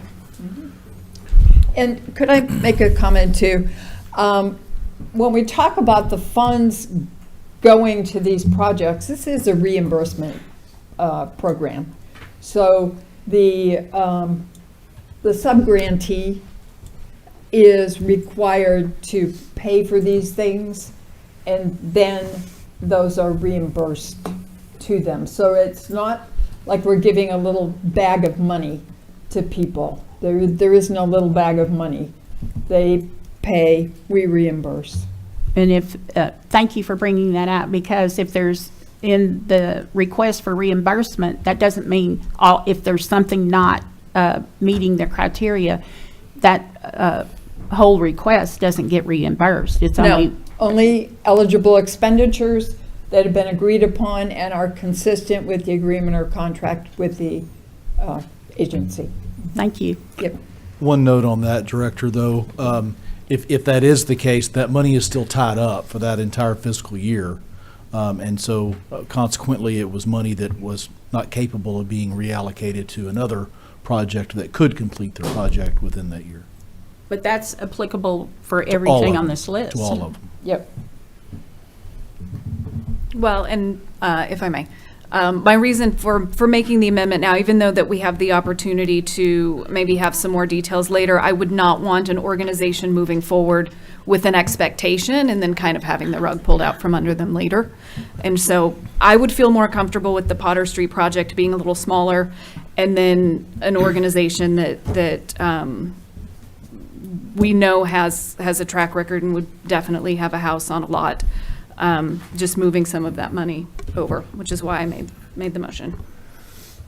I want just a clarification on process, because what I heard from Kathy is that, you know, there's opportunities later on to reallocate funds. But then maybe what I just heard from Brian is that there may not be, that once they're kind of committed for that fiscal year, they're kind of chiseled in stone. So am I missing something? No, this is a federal program, so it won't surprise you to hear that both things are true. The projects are allocated a portion of what is allocated to the city. What we have not done in the past, and which I strongly recommend we consider in the future, is not an indefinite period of time for projects to be implemented and to be completed, so that the outcome of the project is available to us. In the past, this has been a more, I don't know, kind of easygoing kind of thing.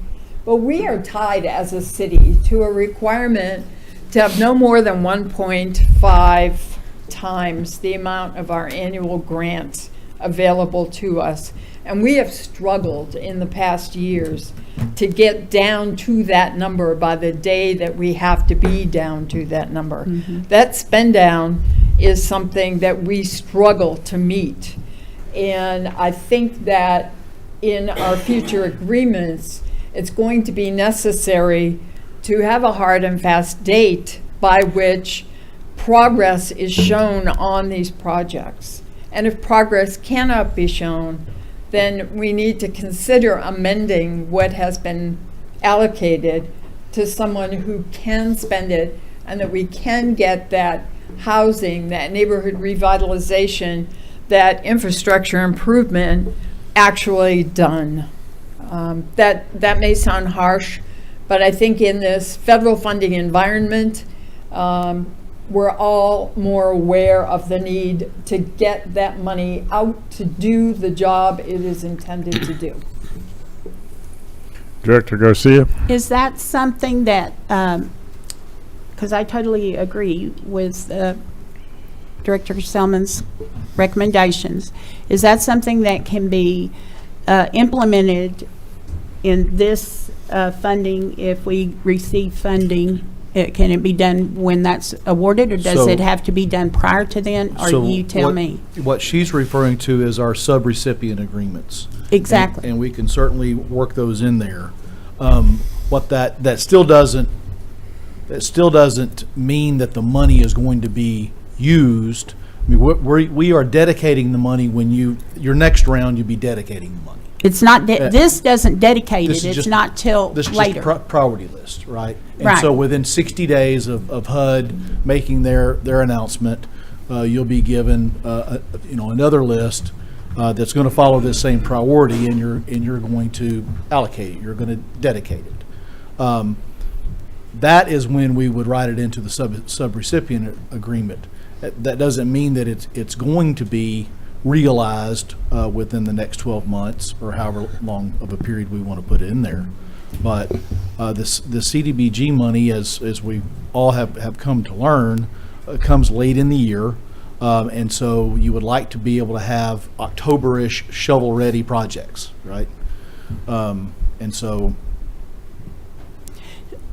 Based on what you're saying then, if and when an award is made and we know what those dollars are, then that priority, this is current priority list, that can be changed for the allocation to what is shovel-ready and meets the city's goals and requirements. Yes. So that could even make a shorter list. It could, but relative to the motion to amend that's on the floor now, it still does not allow Habitat, for example, to work toward more lots, or Potter Neighborhood to work toward more or fewer lots, because they still don't know. They don't know that you're going to reduce it or not. We don't know because we don't know how much money will be received, so nobody can make a commitment till we get money. All of this is assuming that you're going to get the 375. Yes, we don't know, but as many projects that in conjunction with each other can increase housing, that's both meeting our goals or working towards our goals. Any other comments, questions regarding the motion? I think we have a lot of excellent service organizations on the list.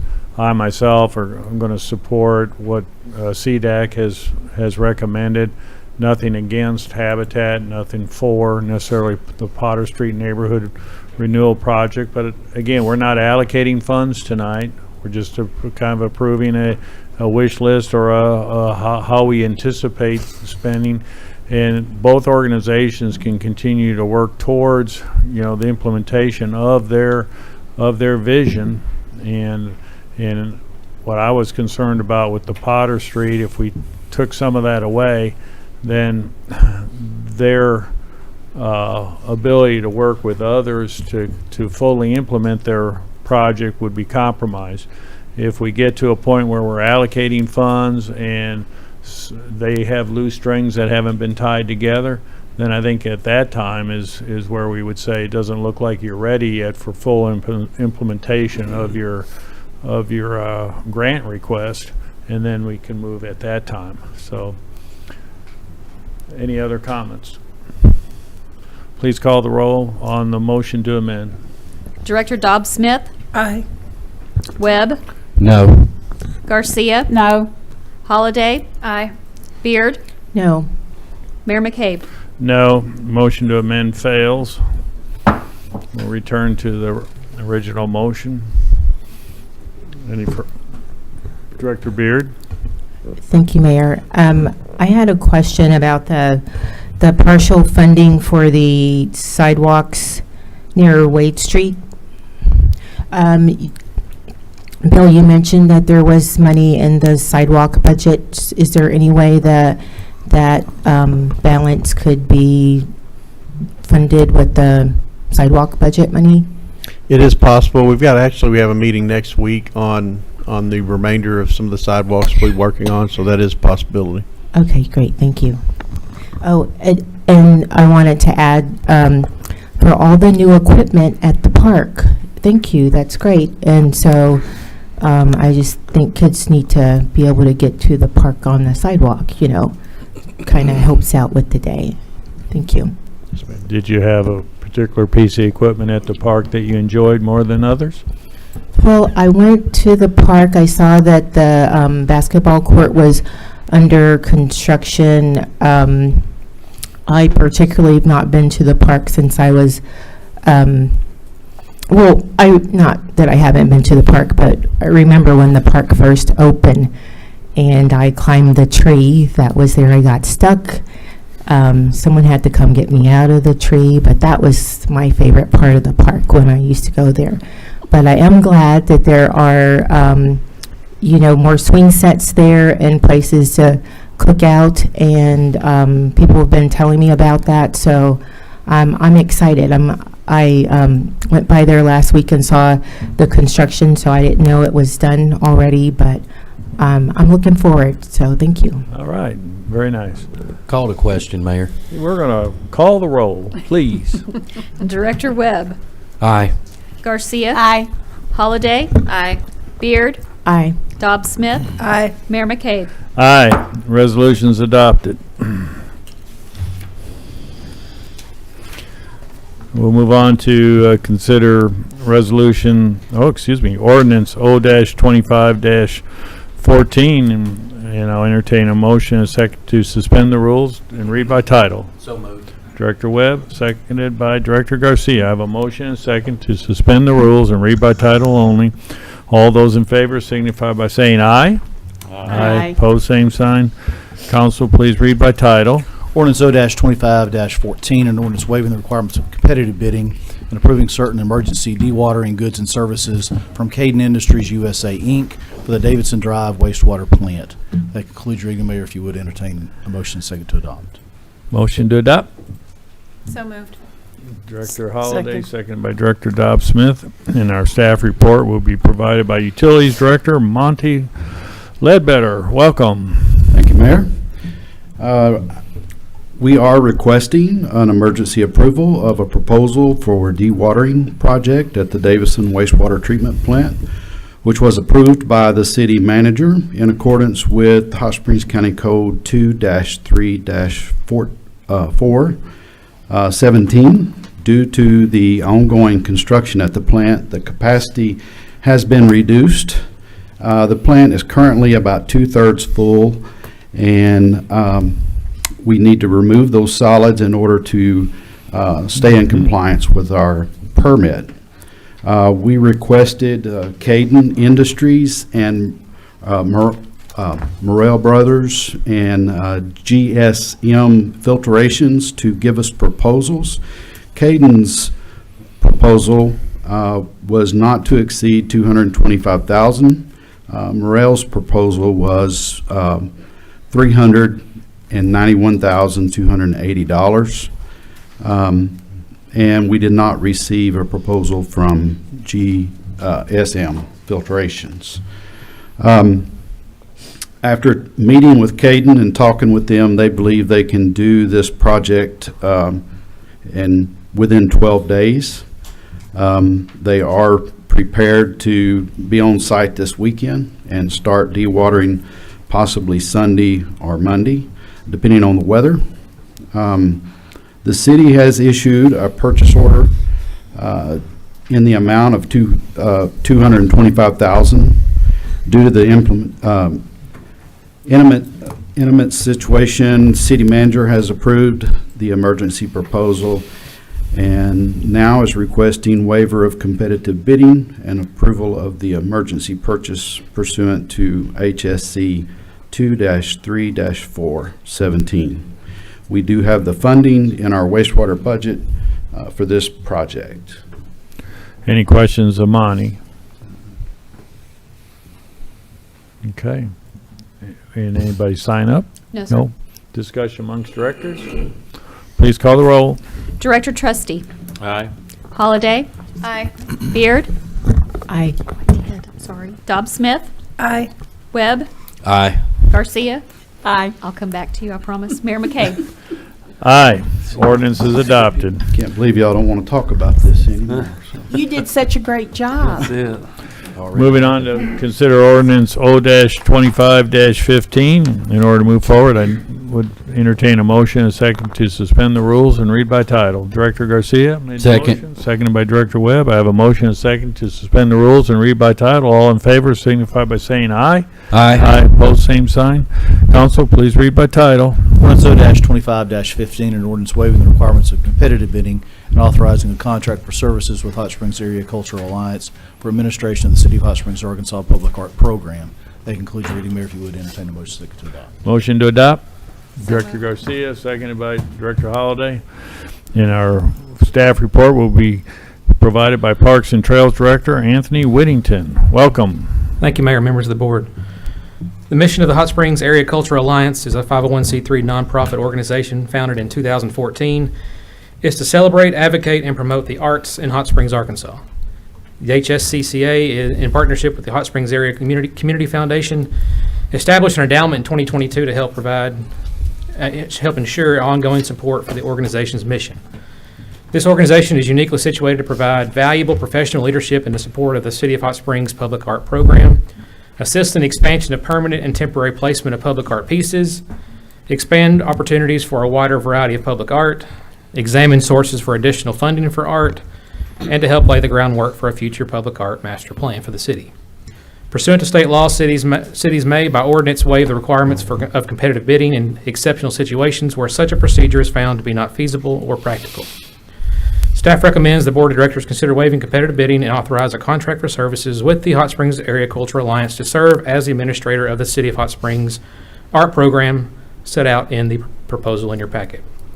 The negotiated contract will be for an annualized amount of $25,000 to be paid in quarterly installments.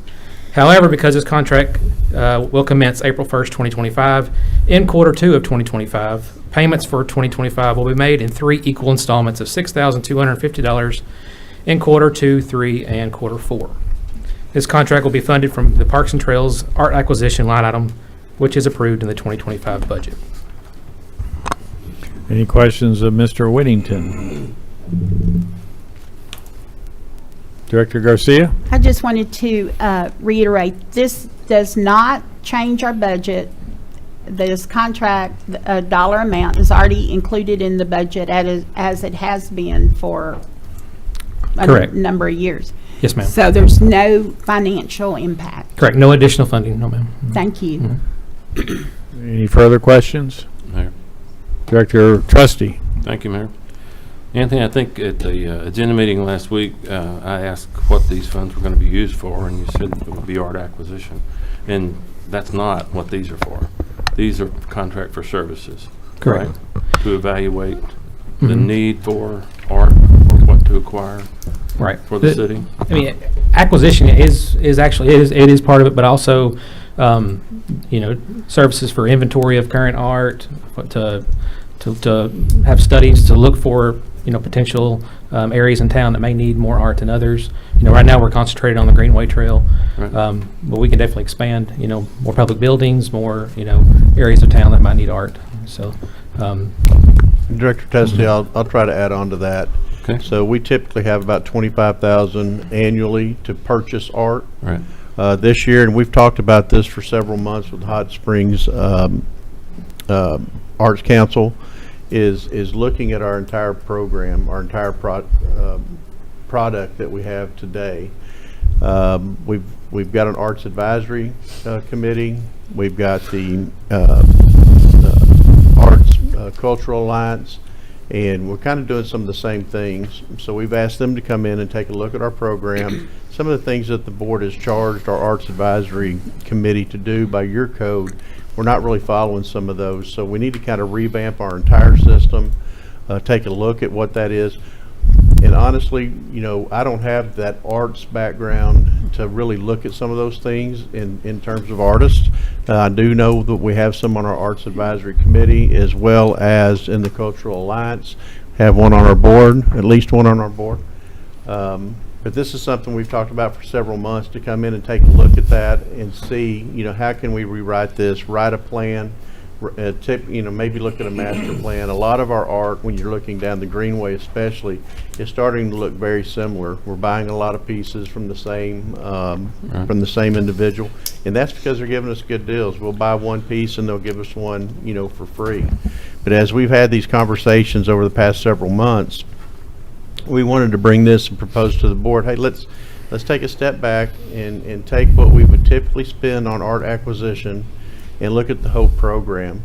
See where we need to revamp the program, what needs to be written, do we need to look at the code, and ultimately, is there a way that we may be able to merge our Arts Advisory Committee into part of the Cultural Alliance? We don't know until we get in there and look at that.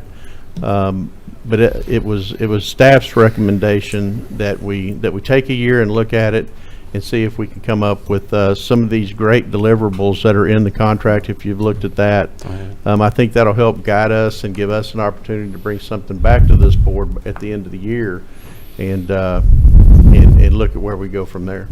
And no one has been providing these services to date. That's correct. That's right. Okay. And honestly, Anthony kind of inherited the arts aspect for the city. Big arts background there as well. Yeah, I have big arts background. Yeah, big art. But you know, it's something that we wanted to have another team look at from the outside in, and kind of give us some direction and some suggestions. Mary Zunick is here with us tonight. That can also talk about some of the things that they'll be doing as far as a deliverable in the contract if the board has questions. But you know, it was a very small amount of money for what I think we'll receive in the deliverable to bring back and look at that program holistically for the upcoming years. Right. But to address Director Garcia's comment, it's not an increase this year, but if we continue this service next year and have $25,000 for art acquisition, that will be an increase of yes, and that's budget something that you know we can talk about in the next budget session. That's right. But hopefully we'll be looking at some ways on how we may be able to acquire those without as much money coming out of the city's coffers. But you know, that's again one of the deliverables we'll be looking at as we move forward. And that's all that additional funding for the arts. I get it. Director Webb? Yeah, thank you, Mayor. I think Director Trustee's question probably just hit on my point, but as far as the $25,000 that was line itemed for Parks and Trails to go towards the arts program, if we were to pass this here this evening, this resolution, then that essentially means that we would pause the purchase of any art per se for this year, and these funds are what are paid more or less as a salary to the Cultural Alliance for providing guidance for the Arts Advisory Committee. Is that what we're saying is happening? I would call it yes, in a roundabout way. We're not going to purchase art. Right. We're going to move it over to this contract if that's what the board decision is. And again, it's a staff recommendation to do so. Well, I should say if it's 3/4, then that actually leaves $62.50 for the purchase of potential art, correct? If there's And something then that the you could remaining- actually do, but I mean, we're starting, we hope to brought this prior to the year to start January 1st, but since we're looking at April 1st, or in April, yes, we kind of broke that down into 4 quarterly payments, so there would be $6,250 left over in the budget. Okay, thank you. Any additional questions of Anthony? Thank you. Thank you. Anybody sign up? No, sir. Discussion amongst directors? Please call the roll. Director Garcia. Aye. Trustee? Aye. Holliday? Aye. Beard? Aye. Dobbs Smith? Aye. Webb? Aye. Mayor McCabe? Aye. Ordinance is adopted. Moving on to consider ordinance O-25-16. I'll entertain a motion in a second to suspend the rules and read by title. So moved. Director Holliday, seconded by Director Dobbs Smith. I have a motion and a second to suspend the rules and read by title only. All those in favor signify by saying aye. Aye. Opposed, same sign. Council, please read by title. Ordinance O-25-16, an ordinance amending Hot Springs Code, Section 14-4-1 at Seek, the subdivision code of the City of Hot Springs, Arkansas, repealing certain ordinances pertaining to the territorial jurisdiction of the planning area, boundary and policies, and for other purposes. That concludes your reading, Mayor. If you would, entertain a motion second to adopt. Motion to adopt. Director Trustee, seconded by Second. Dobbs Smith. Seconded by Director Dobbs Smith. And the staff report. will be provided by Kathy Selman, Planning and Development Director. Welcome back. Thank you very much. Arkansas Code Annotated Section 1456413 Territorial Jurisdiction A1A granted certain municipalities authority to prepare plans, ordinances, and regulations beyond city limits for a distance of 5 miles. And in 1965, the City of Hot Springs adopted an ordinance establishing such planning area. In 2009, the City of Hot Springs passed Ordinance 5715 establishing rules, regulations, and criteria for development of subdivisions and land division within the City of Hot Springs, Arkansas, and within its extraterritorial jurisdiction. In 2013, the Arkansas legislature reduced the jurisdictional area to 1 mile beyond the corporate limits, and the city amended its ordinance accordingly via ordinance number 5957. On March 13th of this year, both houses of the Arkansas legislature passed House Bill 1510, an act to amend the law concerning territorial jurisdiction of municipalities, to repeal the authority for a municipality to exercise territorial jurisdiction over an unincorporated area of a county and for other purposes. That House bill is now known as Act 314. It has been signed by the governor and will become an act effective 90 days after the close of the current legislative session. Knowing that the current City of Hot Springs planning area boundaries and policies will no longer be in effect by midsummer of 2025, staff recommends that the Board of Directors promptly consider repealing the city's planning area boundary and policies to avoid the unnecessary delays and costs for landowners within the current planning area. In the interest of fairness, an ordinance is presented to amend the subdivision ordinance by repealing the adopted planning area boundary map effective May 1st, 2025, and the resulting changes to other code sections were noted in a red line copy that was provided to you with this ordinance. And that concludes the presentation. Well, thank you. Any questions of Kathy on this ordinance? All right. Thank you. Anybody sign up? No, sir. Can't imagine. And any further discussion amongst directors? Hearing none. Please call the roll. Director Holliday. Aye. Beard. Aye. Dobbs Smith. Aye. Webb. Aye. Garcia. Aye. Trustee. Aye. Mayor McCabe. Aye. Ordinance is adopted. Moving on to consider ordinance O-25-17. I'll entertain a motion and a second to suspend the rules and read by title. So moved. Director Trustee, second by Director Garcia. I have a motion and a second to suspend the rules and read by title. All in favor signify by saying aye. Aye. Opposed, same sign. Council, please read by title. Ordinance O-25-17, an ordinance amending Hot Springs Code 16-1-1.1, restructuring the Planning Commission as it pertains to the territorial jurisdiction of the planning area boundary and for other purposes. That concludes your reading, Mayor. If you would entertain a motion second to adopt. Motion to adopt. So moved. Director Garcia, seconded by Director Dobbs Smith. And again, Kathy Selma will provide the staff report. Thank you.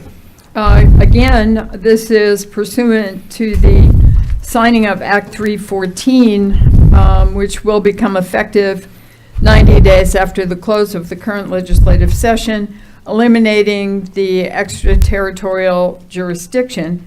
Staff recommends that the Board of Directors restructure the Planning Commission to remove the 2 positions reserved for members residing within the unincorporated area of Garland County and to reconstitute the terms of remaining membership.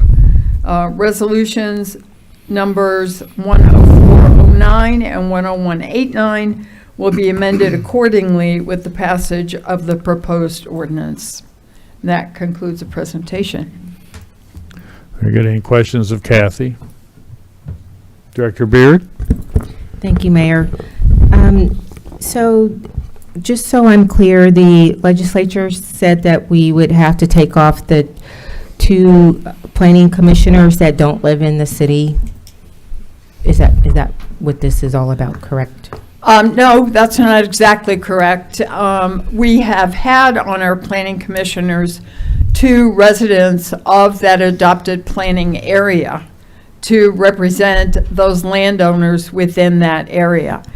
That area is no longer within the jurisdiction of Planning Commission, and so we are finding that those 2 positions to be redundant, as there is no one to represent within that area.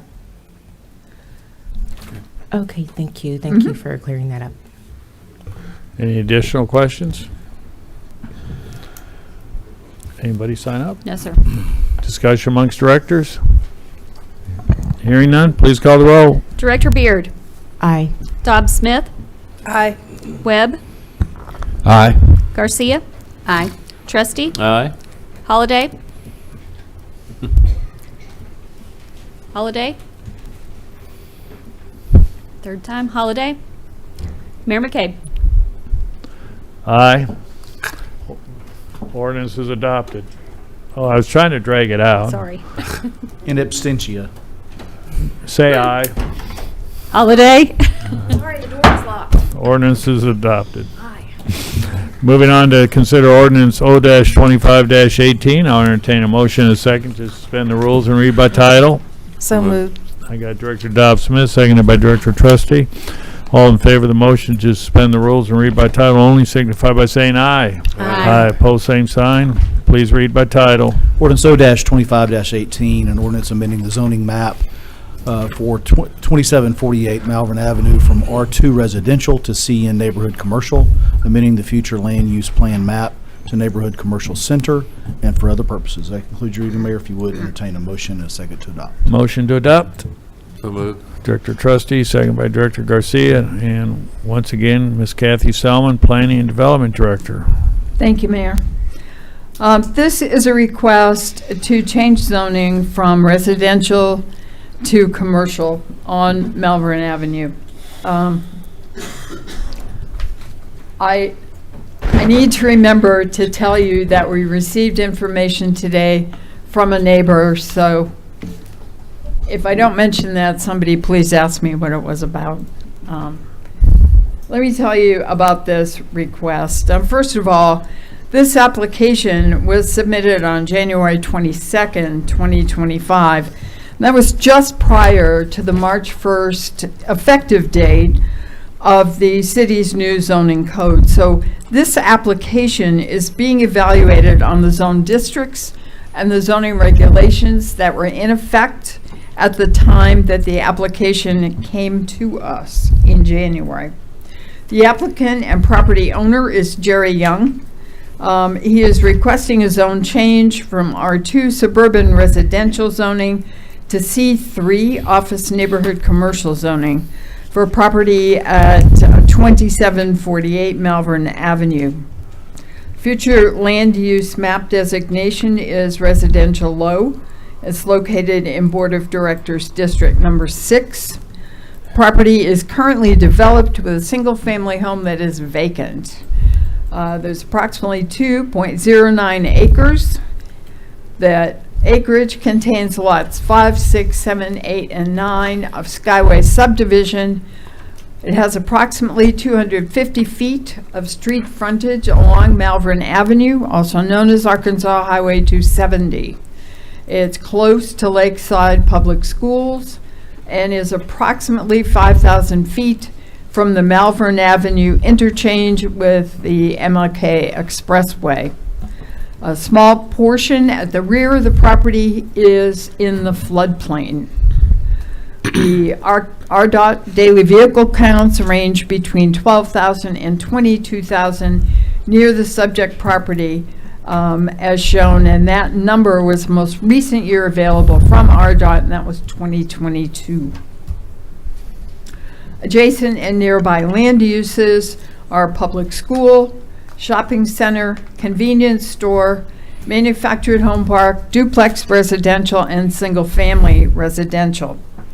Regulations for the C3 Office Neighborhood Commercial District Zone are found in Hot Springs Code, Section 16-254. And remember, this is the zoning code that was in effect prior to March 1st. The concept and description for that zone reads as follows. The C3 district exists to allow limited commercial along with office development in proximity to residential areas.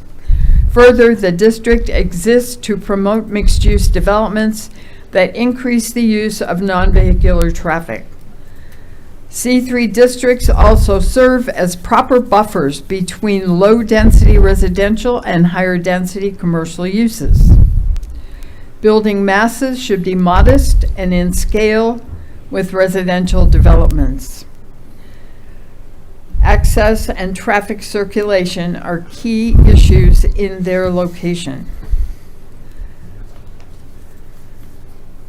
Okay. We got yesterday an email from the Glens who reside directly across the street at 2759 Malvern Avenue, and I will read their note. We live at 2759 Malvern Avenue. Our whole home lives were changed when the Dollar General was built across the street. Besides many other things, the accident rate has skyrocketed. Our driveway matches up with their only driveway. We are concerned that zoning the additional strip of land right next to Dollar General will only increase the highway safety problem. Between Dollar General and the mobile park, it has become a dangerous accident area. And then she notes that she would like the accident history. So the accident history was obtained from Hot Springs Police Department from Sergeant Nunez, who noted that they looked at the Dollar General area within a 500 feet radius between January 2020 and yesterday, and the accident history showed 27 accidents. 8 accidents involved injury, 6 were hit-and-run accidents, and 13 were property damage accidents. And he finished by saying, last year we responded to a fatal accident in that area, but it was closer to Lakeside School offices. So that is the additional information that was not available at the time this went to Planning Commission. Hot Springs Code says if the proposed amendments are not consistent with the future land use plan, Planning Commission needs to consider and adopt changes to that plan. A future land use plan map amendment to neighborhood commercial would be consistent with the requested C3 Office Neighborhood Commercial District Zone. The finding with regard to the zoning map is that the applicant has demonstrated that the standards for favorable consideration have been met. Planning Commission is able to establish a basis for recommending to the Board of Directors that the proposed change demonstrates compatibility with surrounding development and zoning and is consistent with the objective of the zoning code. At their duly advertised March 13, 2025 public meeting, Planning Commission voted 6-0 to accept the staff report findings and recommendation to approve amending the zoning map for 2748 Malvern Avenue to C3, which we will name CN, Neighborhood Commercial Zone District, and to amend the future land use plan map to neighborhood commercial because the change demonstrates compatibility with surrounding development and zoning, is consistent with the objectives of the zoning code, as you heard in the C3 description, and with the future land use plan map amendment, the change will implement an adopted plan. And that concludes the presentation. Any questions of Ms. Selman? Director Webb? Thank you, Mayor. Mayor, with new information being disclosed this evening to include those accident reports. It's my standing that this ordinance be sent back to the Planning Commission to be reevaluated. So I make that motion. Motion to remand? Yes. Second. Motion and second. Any discussion? Call the roll. Director Dobbs-Smith, Aye. Webb, Aye. Garcia, Aye. Trustee, No. Holliday, Aye. Beard, Aye. Mayor McCabe. Aye. Motion to remand is approved, adopted. Okay, that will go to Planning Commission at, I believe at their May meeting. We will need to provide public notice on that. Thank you. Moving on to consider ordinance O-25-19. I'll entertain a motion and a second to suspend the rules and read by title. So moved. Director Webb, seconded by Second. Director Dobbs-Smith. I have a motion and a second to suspend the rules and read by title only. All those in favor signify by saying aye. Aye. Opposed, same sign. Please read by title. Ordinance O-25-19, an ordinance amending Hot Springs Code Title 16, Chapter 7, restructuring Hot Springs Historic District Commission by adding positions 6 and 7, paren at large, close paren, for a total of 7 positions, amending certain ordinances, and for other purposes. That concludes your reading, Mayor. If you would, entertain a motion second to adopt. Motion to adopt. So moved. Motion by Director Webb, second by Director Garcia. And again, for the final time this evening, Kathy Selman. Thank you. Welcome and good night. The Hot Springs Heritage and Historic Preservation Plan articulates a shared vision and specific action steps and initiatives for preserving the community's heritage. The vision results from a year-long public conversation with residents and stakeholders from the private and nonprofit sectors regarding the preservation issues that matter to them. Active stewardship and oversight of the Heritage and Historic Preservation Plan ensures it remains a relevant living document demonstrating the City of Hot Springs' commitment to preserving and protecting its historic built environment. The Hot Springs Heritage and Historic Preservation Plan provides a 10-year time horizon for implementation action. While several preservation planning actions will have short and finite implementation timelines, resulting in concrete and measurable accomplishments, others will require administration and management as part of ongoing initiatives involving the Historic District Commission, other municipal departments and government agencies, and local preservation partners. The plan says that the Historic District Commission should review the preservation plan annually and incorporate priority projects as part of commission work plans. City staff should also identify preservation plan actions related more specifically to the work of their municipal departments. And finally, the commission and staff should prepare and deliver an annual report on preservation plan implementation achievements. The current 5-member commission rightfully represents the city's well-established preservation scheme of 2 local ordinance districts, the Central Avenue Historic District and Pleasant Street Historic District.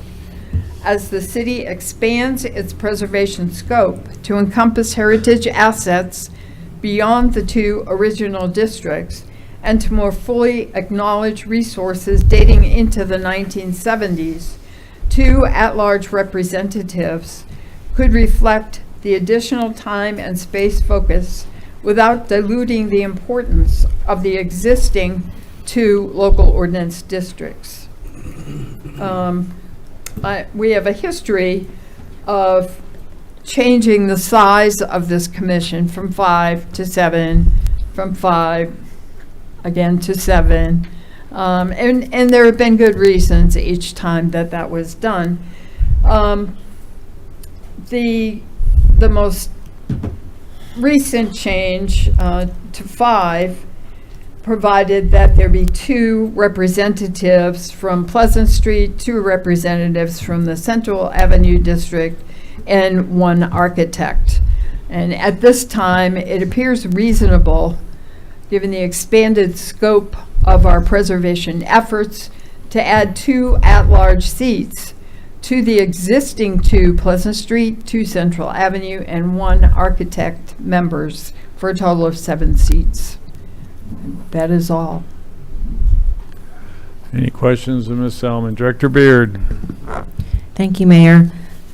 I was concerned about the addition because from my understanding, the Pleasant Street District has 1 person that lives actually in District 2 and then 1 that's serving on behalf because she likes the area.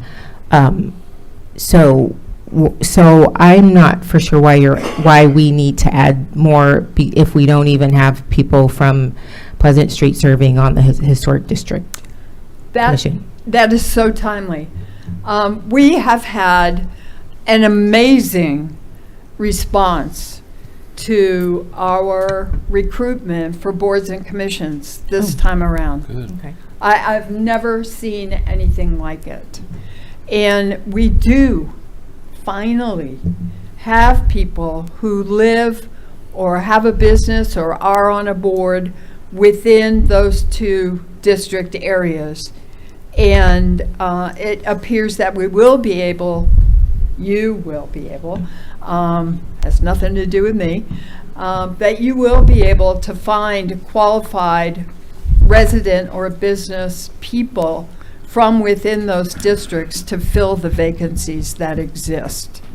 So optimistically, I am saying that in the future, with an expanded scope of time, I hate to say this, but 45 years or 50 years is the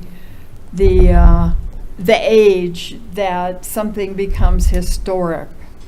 That is a long time ago for me. Historic. But the parts of our city that we have not considered historic in the past represent some fairly amazing architectural resources from the late 50s, 60s, and 70s now. So to be able to have people from the rest of the city, still the 2 people from Pleasant Street, 2 people from Central Avenue, our 1 architect, and then we'll have for the rest of the city representing those of us who are over 45 or 50.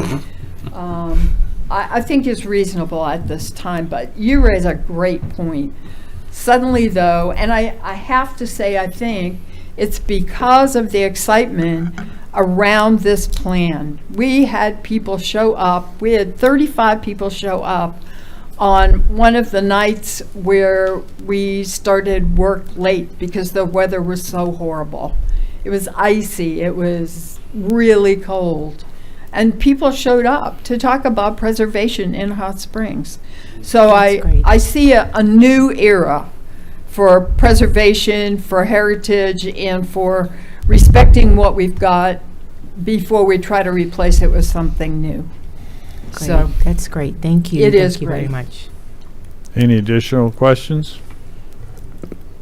Thank you. Anybody sign up? No, sir. Discussion amongst directors? Hearing none, please call the roll. Director Webb. Aye. Garcia. Aye. Trustee. Aye. Holliday. Aye.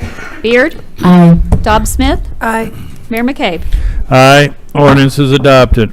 Our final ordinance of the evening is to consider ordinance O-25-20, and I'll entertain a motion and a second to suspend the rules and read by title. So moved. Director Trustee, seconded by Director Webb. We have All in favor? all in favor. I'm sorry. Getting late. All in favor of the motion to suspend the rules and read by title signify by saying aye. Aye. Opposed, same sign. Please read by title. Ordinance O-25-20, an ordinance awarding an exclusive franchise agreement to Survival Flight EMS LLC for the provision of medical emergency and non-emergency ambulance services and for other purposes. Conclude your reading, Mayor, if you would. Entertain a motion and a second to adopt. Motion to adopt. So moved. Director Dobbs-Smith, seconded by Director Webb. And staff report will be provided by Hot Springs Fire Department Chief Ed Davis. Welcome. Thank you, Mayor, and thank you, Board of Directors. I appreciate you allowing me to come before you tonight. On November 19th of 2024, the City of Hot Springs issued a request for proposals for ambulance services. 4 contractors responded to the city's request: Pafford Medical Services, Survival Flight EMS, Southern Paramedic Services, and LifeNet Incorporated. A review committee composed of Deputy City Manager Lance Spicer, Police Chief Billy Harverton, Fire Assistant Chief Tom Broughton, and Fire Chief Ed Davis were appointed to review the proposals and rate and rank the respondents. After completing the process of vendor evaluation, the committee members scored each of the respondents in 5 categories: qualifications and experience, proposed method of service, capability and availability, cost, and if the respondent was a disadvantaged woman or minority-owned business. After the scores were compiled, the prospective vendors were ranked in the following order: Number 1, Survival Flight EMS; Number 2, LifeNet Incorporated; Number 3, Pafford Medical Services; and Number 4, Southern Paramedic Services. Your scoring detail has been included in your packet, and you can see the scores that were given to each one of the vendors by each one of the evaluators. A notice of intent to award this contract to Survival Flight has been published. Survival Flight is and has been a community stakeholder in Hot Springs for 6 years, operating an aeromedical helicopter on the MPMC campus. Survival Flight boasts an impressive operational track record with numerous successful ground EMS operations across the country. 16 years after its founding, Survival Flight as a whole now employs 700 employees in 10 different states. References from other service areas consistently highlight the company's excellent reputation. Survival Flight distinguishes itself with higher employee qualification and training standards when compared to its peers.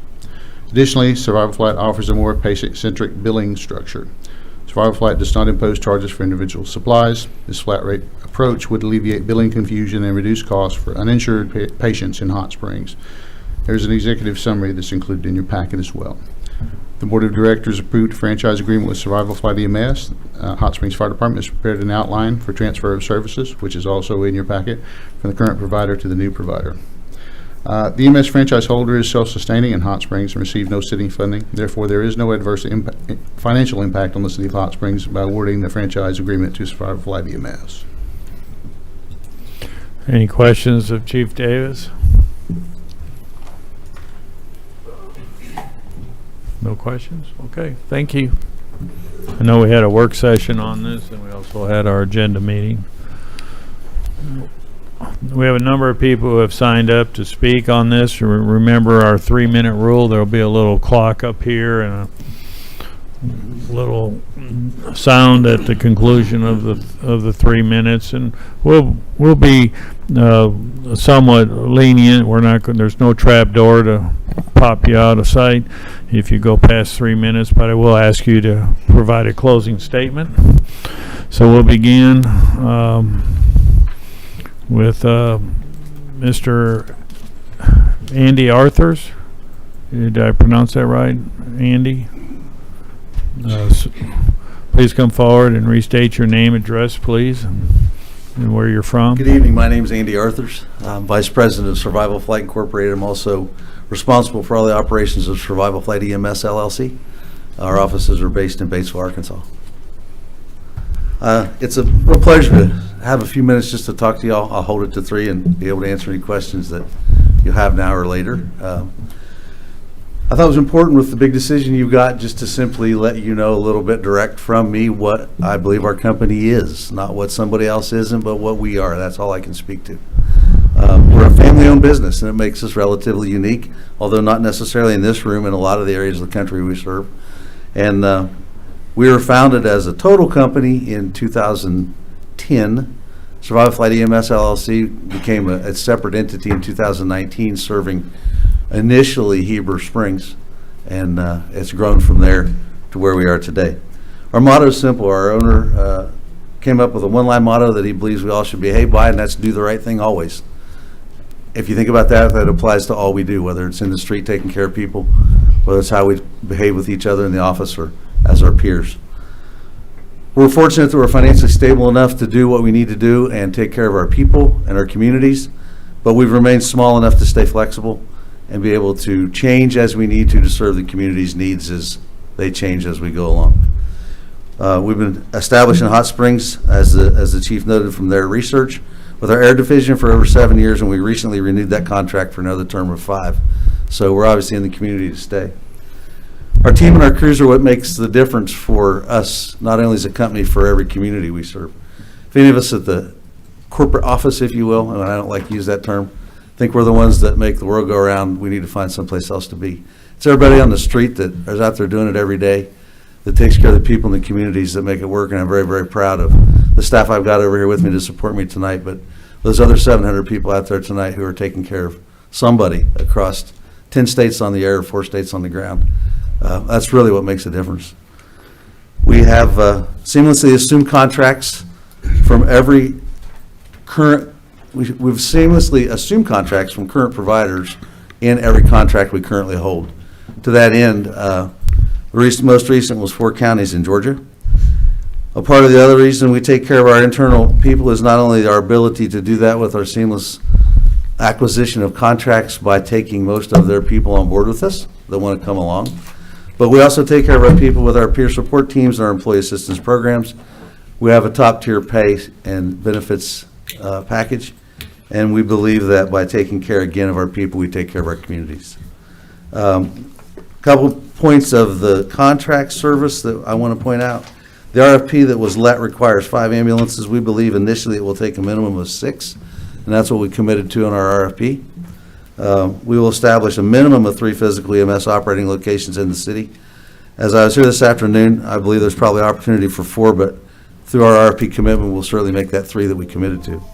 We'll have a local EMS dispatch center, 24/7 in Hot Springs. And I know there were some concerns from just watching your YouTube from last week's meeting and some other comments that we've been able to gather about our fleet. I just wanted to make a few points that we currently have 54 ambulances in our fleet. 11 of them are operating in Arkansas. 35 of those are contracted for other parts of the network, and the excess are currently being purchased or have been purchased for expansion contracts like the City of Hot Springs and one other that we're currently looking at. We logged over 1.1 million miles on those ambulances across 4 states last year, but half of that was in Arkansas alone through our other 3 counties that we already serve. We invested over $1 million last year to upgrade our fleet, and I'm proud to say that for last year, calendar year, of our contractual commitment to the number of trucks we were to have across all those contracts in 4 states, we missed 2 times of being out of service of a truck on two contracts for 24 hours. So that's a pretty good run on that much of a contract obligation with what we're able to do with our fleet, our backups, and keeping our trucks in service. Local knowledge. Several of the people here with me this evening, and a couple of them are going to speak, have spent many years in the Hot Springs area living, as well as operating in EMS and our air division. And to that end, I just want to finish, because I see I already hit the 0, with the fact that education to take care of our people and our communities is top of mind for us. We invest a tremendous amount of money in education. We have dedicated regional educators as well as a training center in Batesville. All of our people come in through a 1-week training session on the ground and the air, but the tracks of those education curriculum parallel.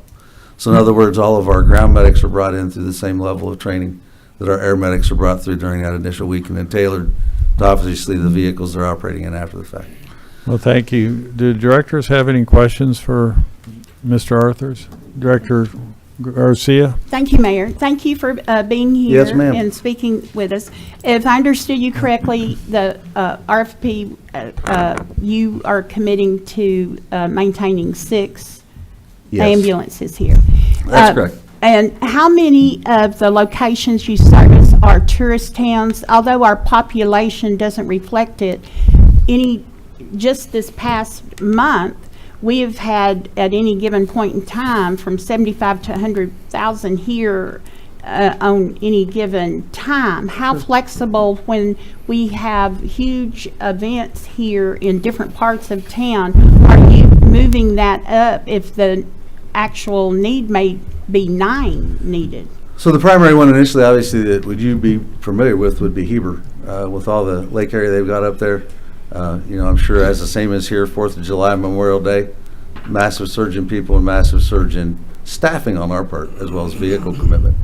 Our Georgia operations are a large tourist area, although probably not the volume you may currently have in the summer. So we're very familiar with that flex of staffing and asset utilization, including extra supervisors and crews to accommodate anticipated needs. We have the resources to do that, fortunately, so we haven't had any weakness in any of the areas we serve thus far. So what was the answer? How quickly can you ramp up from 6 to 9 or 10 if needed? Literally, I can pull assets from our reserve as well as crew from other areas of the state. So within hours, if it was a disaster situation, we could certainly ramp. Planned increases for your known increased days or weeks or weekend events or whatever the case may be, we do that routinely and help our communities be prepared for that. Okay, thank you. And your corporate headquarters are in Batesville? Yes, ma'am. Additional questions? Director Holliday? Thank you. One quick question. The fire chief kind of mentioned it, but in the RFP, it says no bid on several package items. So you guys, it's just there, all of those medications and services are just a zero bill ever. We actually entertained doing what we call menu billing years ago. And most insurance companies don't pay that anyway. So we just elected to stay the simplest route of basically a base rate plus mileage. I believe you'll see there's an initial one extra fee in there for oxygen at $50. I believe that's what that was. And that's because most of the commercial carriers do have that as an allowed code. But across our system, we just do a flat rate plus mileage because your primary providers, 65% of our patients that we transport either Medicare or Medicaid. And that's certainly part of their reimbursement strategy is they don't honor menu billing at this point. Okay, thank you. Director Webb? Yeah.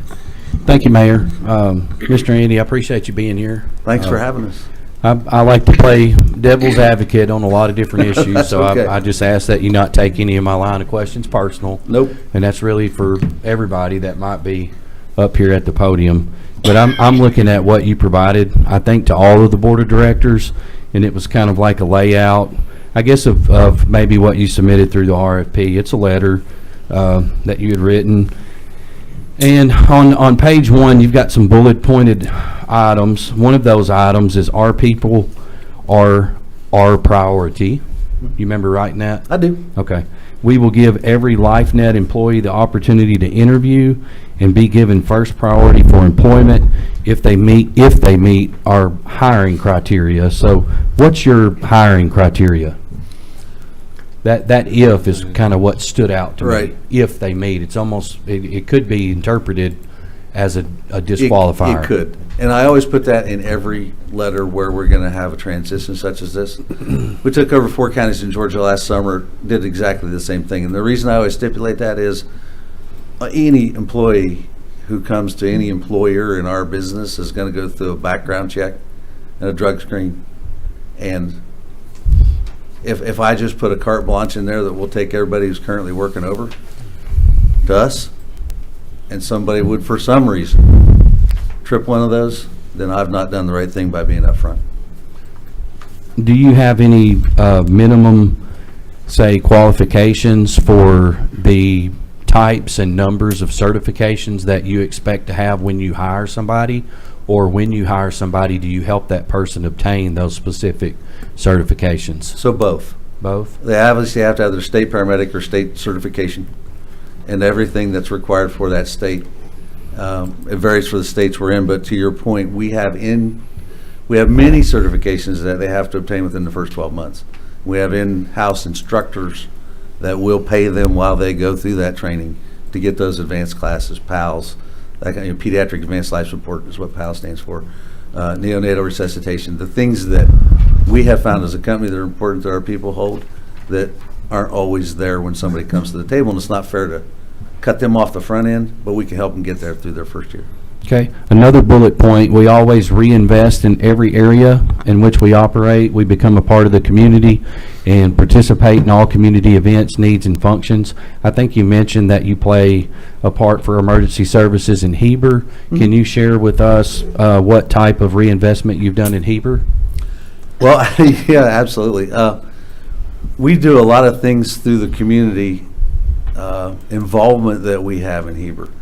We try to do at least monthly. In the winter it gets kind of tough because folks can't really get out that much, but we do community CPR classes, we do stop the bleed classes, we do stroke recognition classes.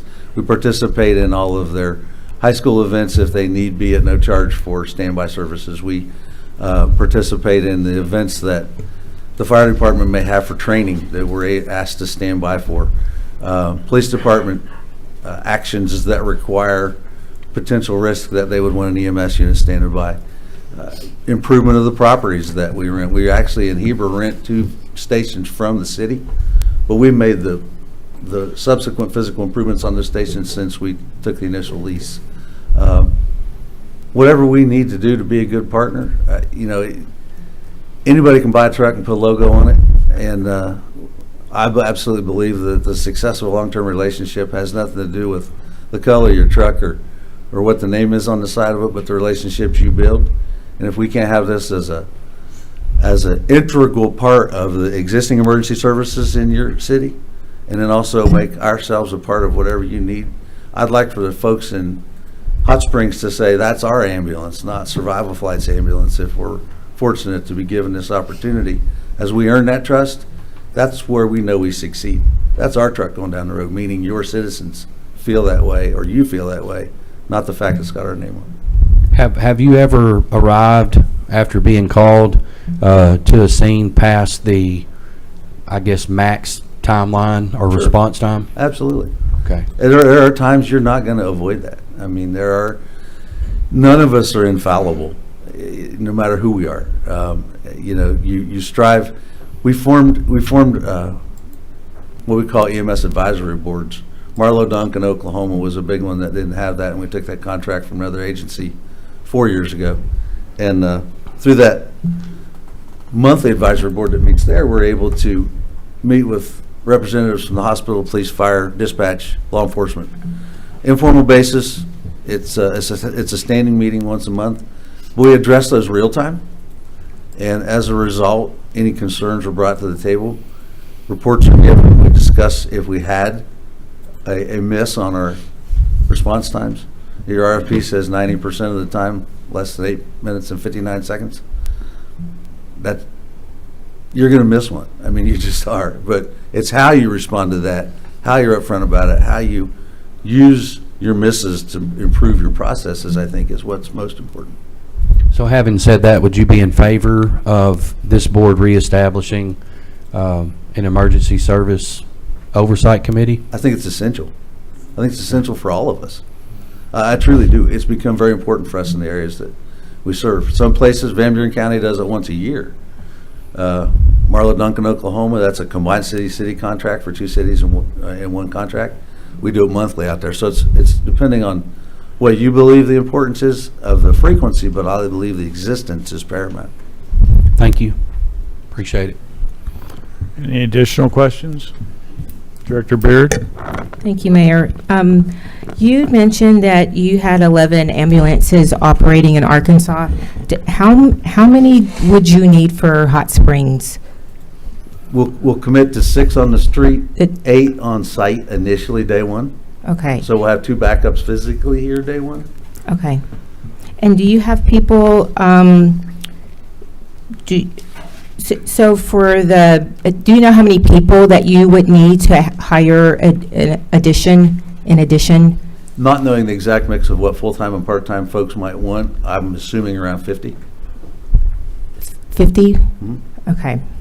What would No, I want to hear from the people. You have employees that work for you currently, so I just want to hear from them. Yes, ma'am. Or when they come up, I would like for them to tell me what it's like working for Survival Fight. I don't want to ask you that. I want to hear them. I'm from happy you. to, no, I understand. Okay. Any additional questions?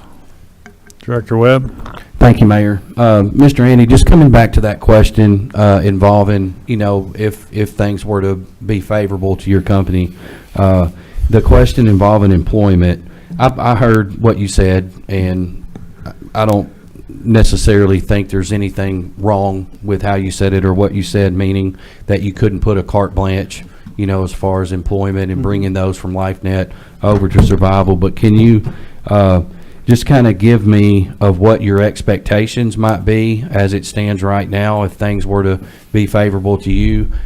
What are you expecting to do with current LifeNet employees and bringing those over to Survival? I would hope every one of them would step up and want to come on, that want to stay a part of the community. I've got our HR department. Obviously, we didn't take this lightly, and our team has met twice in the just in case we were to have this opportunity. I mean, that's the team from HR to fleet to facilities to everybody. HR literally has the positions ready to post the minute if this were a success. When those positions get posted, we would welcome any of LifeNet's employees with open arms. I would hope they would all come to the table. I understand some people may not choose to do that, and I respect that. But I would love to have everyone come to the opportunity to sit down and talk about it. I can't imagine any EMS employee currently out there doing it every day is probably going to have anything that comes up that would prohibit them from employment. In meeting with your PR team or HR team, have you provided any instruction that if things were to be favorable to your company and you do post applications that you want to look for those that are applying that are coming from LifeNet? We always prioritize. We did that in Georgia too with our last big takeover. And how many did you end up bringing over when you did that in Georgia? Out of 4 counties, 1 person or maybe 2 didn't come over. I was not directly involved, but I certainly stay aware. And it was their choice not to participate, basically. Okay. Thank you. Mm-hmm. Any additional questions? I have a couple. I guess I'm trying to wrap my head around what are you bringing to the table that the current provider doesn't. You're going to, I guess, essentially assume their staff. Mm-hmm. You're going to bring assets. I mean, you said you're going to have 6 ambulances plus 2 in reserve. I'm not certain whether you're just going to pull them from other operating units, or you kind of insinuate you No, had those first some- 8 will be dedicated extra. That's why we've already started purchasing. But I guess at least we heard from the chief that these generally are not readily available. Maybe you have a different supplier. No, they won't be new, but we've already started purchasing Okay. the lesser mileage used vehicles that come completely through our maintenance shop. Mhm. They get a complete service front to back, fully inspected, wrapped. I mean, when they hit the street, they do look new unless you can tell the difference in the headlights. So what are you bringing to the table that maybe be different than LifeNet? You're assuming their staff or getting used vehicles. Help me understand this. So I won't speak to what LifeNet's not doing for you, but I will tell you what I believe our service excels in every area that we are. How's that fair?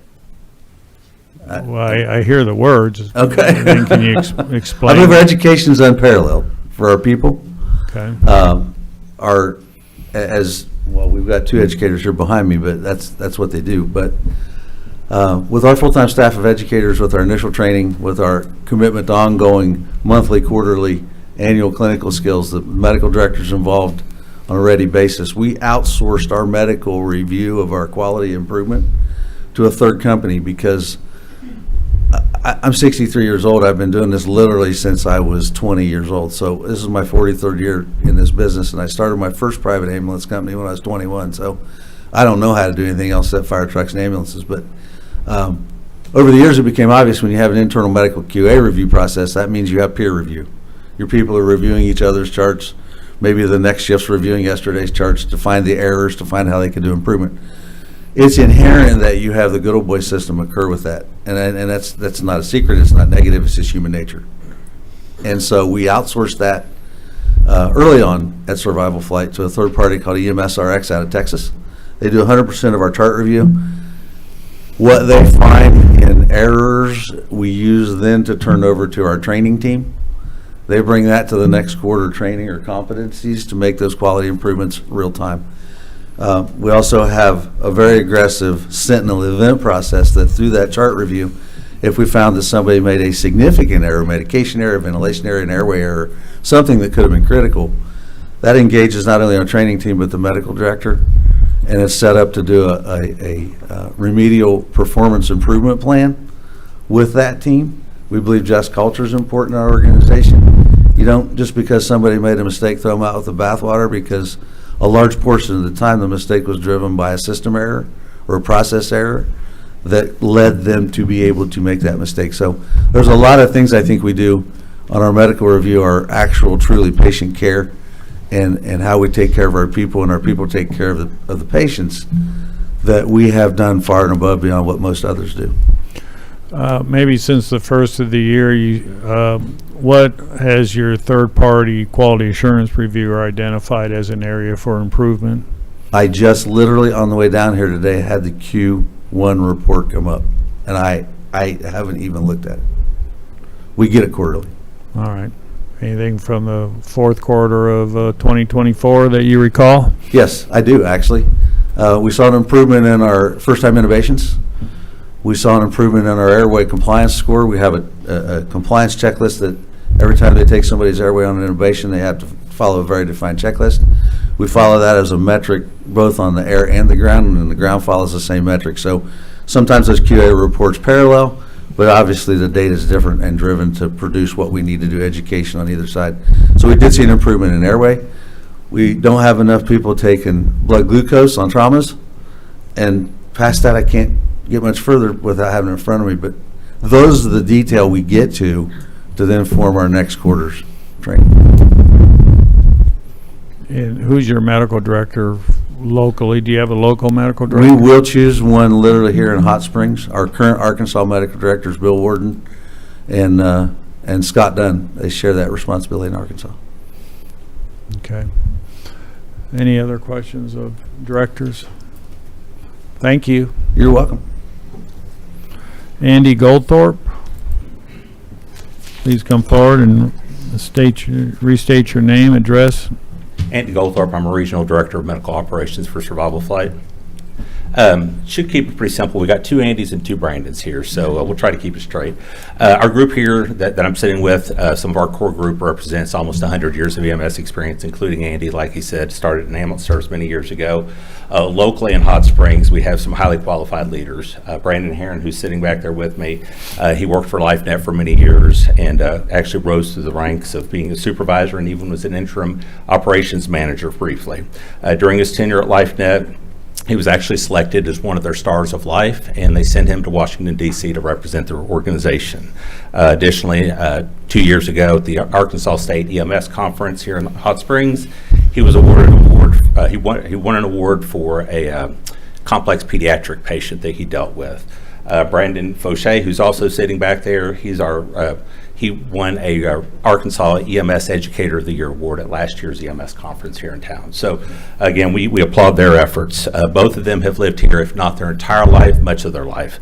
And Brandon Fauché oversees all of our education with our ground operations. And Brandon Herron actually is the education manager over our 23 aircraft. So again, they're very, very deeply involved in education. A little bit about me. I grew up as a little kid wanting to be a paramedic. That's all I ever wanted to be. So as quickly as I could at the age of 14, I lived in Russellville and I went down to the ambulance service where they had a medical explorer post. I went down there and joined that. And as quickly as I could, I became an EMT and subsequently a paramedic. After working a few years or after approaching a few years of that, I'd actually moved to Little Rock, where I was a paramedic on the Little Rock Police Department SWAT team for 13 years, among other things. So in 1996, I was awarded the Arkansas State EMS or EMT Association's Arkansas Paramedic of the Year, and the following year, I was identified as the National Association of EMT's National Paramedic of the Year. So a big accomplishment. Beyond that, for 18 years, myself and another colleague actually oversaw all the medical for Riverfest. And Riverfest is a large festival in downtown Little Rock that often drew crowds of 250,000 people. So myself and him oversaw that. Additionally, I was employed by War Memorial Stadium for several years, and I oversaw all the medical care that was done on the field during the Arkansas Razorback football game. So pretty good seats. But that being said, we have a lot of stuff that we go with it as far as our education. We have state-of-the-art mannequins that are actually so realistic that you can actually program them to do things. They can blink, cough, they can speak to you. They're very good for patient assessment. That, coupled with our educators, coupled with the local medical director and my training, I train resuscitation pretty much on all my off days. I teach doctors, nurses, paramedics, and that collectively we're hoping to advance these people to the next level. That not only includes our staff, hopefully, but also people from the police department, also the fire department, and even lay people, as we've discussed.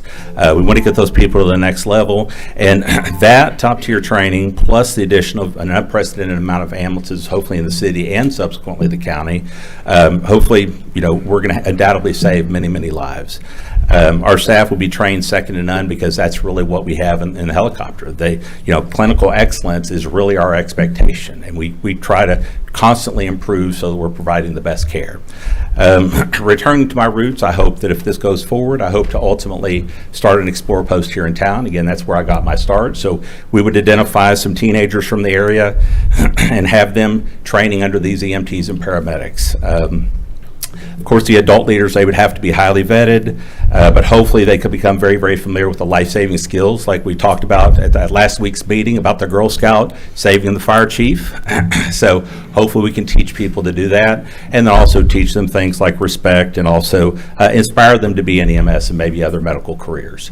As far as the group that I was with many years ago, many went on to become EMTs, paramedics, and Elise actually went on to become a pediatric cardiologist, and she's in Orlando, Florida.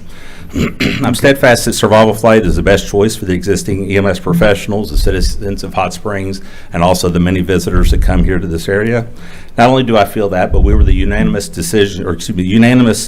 choice by the panel consisting of public service representatives who actually worked hand in hand with LifeNet every single day. So I don't think there's anybody that's more capable of judging that. Andy, let me interrupt. I apologize, but I want to try to get some directors, if you have any questions of Andy. Certainly. Director Garcia. Thank you, Mayor. Yes, ma'am. First, thank you for your service and Yes, ma'am. congratulations on your accomplishments. As district, your district or region? Regional, direct- yes, ma'am. And what is your region? So currently I'm over the helicopters in Russellville, El Dorado, and Hot Springs. That's going to change, and I'm going to actually be over the ambulance service here. So somebody's going to take my lead, take over my current assignment, and I would be overseeing that with collaborating with several of the people that live here locally. And we would identify some local supervisors to be determined. And how many employees does that include at those locations?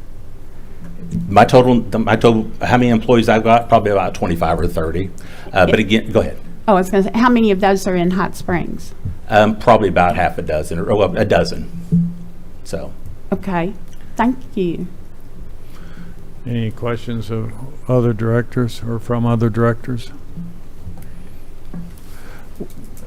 Andy, who licensed ambulance services in the state of Arkansas?